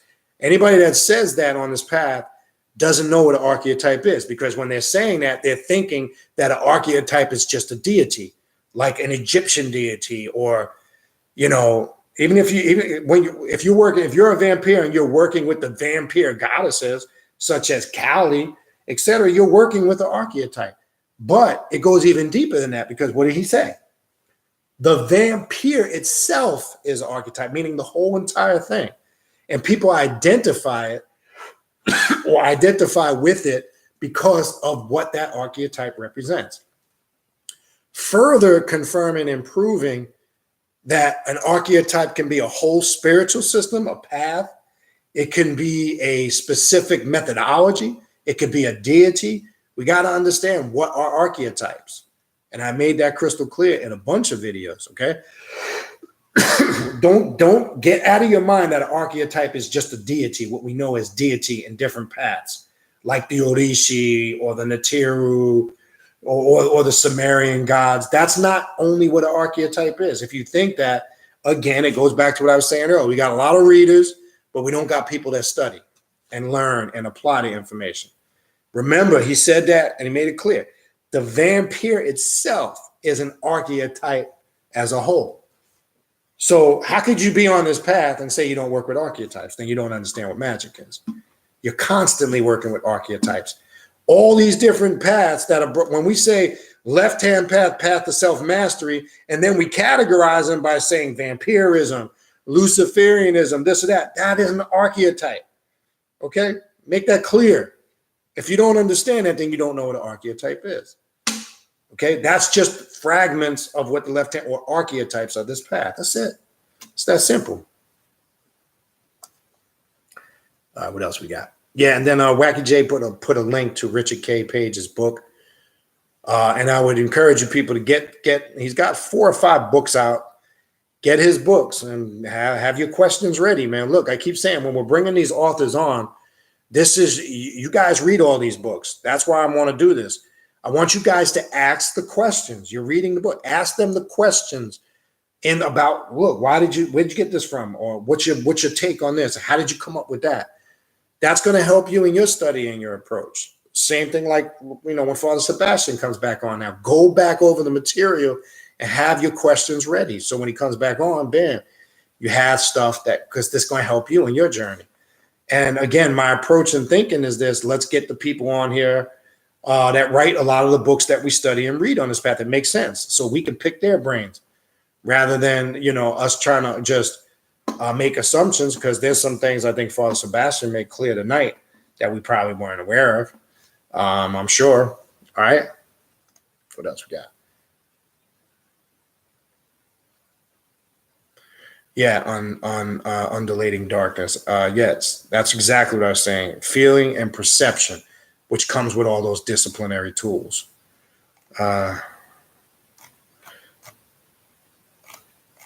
So yeah, that's exactly what I meant. And then Papa Ken's Corner. I purchased the book just last week. A lot of info. I'm happy to dive deeper. Okay, cool. All right, so that's going to be it. We're going to wrap it up. Appreciate everybody tuning in. Real quick, Tuesday night, we're going to do a video on the Sith and the path of inner destruction. All right, we're going to go in depth to that. It's going to continue this process for the end of the month. Again, remind people the online classes. I know somebody's already signed up. If you have not received the email and the information for the online classes, the spring session is going to start March 23rd. If you're interested in participating in those private online classes, send me an email, the email that you see in the description box. I'm sorry, I'm giving you the different email. KHNUM19@gmail.com. You'll see it in the description box. Feel free to hit me up. I'll send you the information on that. And if anybody's interested in a spiritual consultation or a reading, feel free to email me at the same email address, KHNUM19@gmail.com. Please at least give me a 2-day notice because I stay busy with that. I can usually get to everybody within 2 days. And specify if you want a reading or a consultation, 2 different things. A reading is where we just pull the spirits down and whatever comes through, that's what we roll with. A consultation is more of a one-on-one session where we can discuss whatever you want to discuss, and whatever happens, happens. All right. So I just want to make that crystal clear. So when you do hit me up, be clear in your email, and then we can proceed and go from there. People, it's been real. So I look forward. Look for the link to be put up soon. Tuesday night, 7:30 p.m. Eastern Standard Time. We will be live here on YouTube. If you missed, if you came in late and missed the first hour when Father Sebastian was on, as soon as this thing ends and posts, you'll be able to go back and listen to it. We'll get him back on. I'll give him a call tomorrow and find out when his schedule permits him to come back on. And we'll make sure his phone is completely charged, and we'll keep him here for the full length of the show and make sure we give you guys an opportunity to ask questions. All right. Peace, love, hair grease, all that good shit. And I'll talk to you people soon.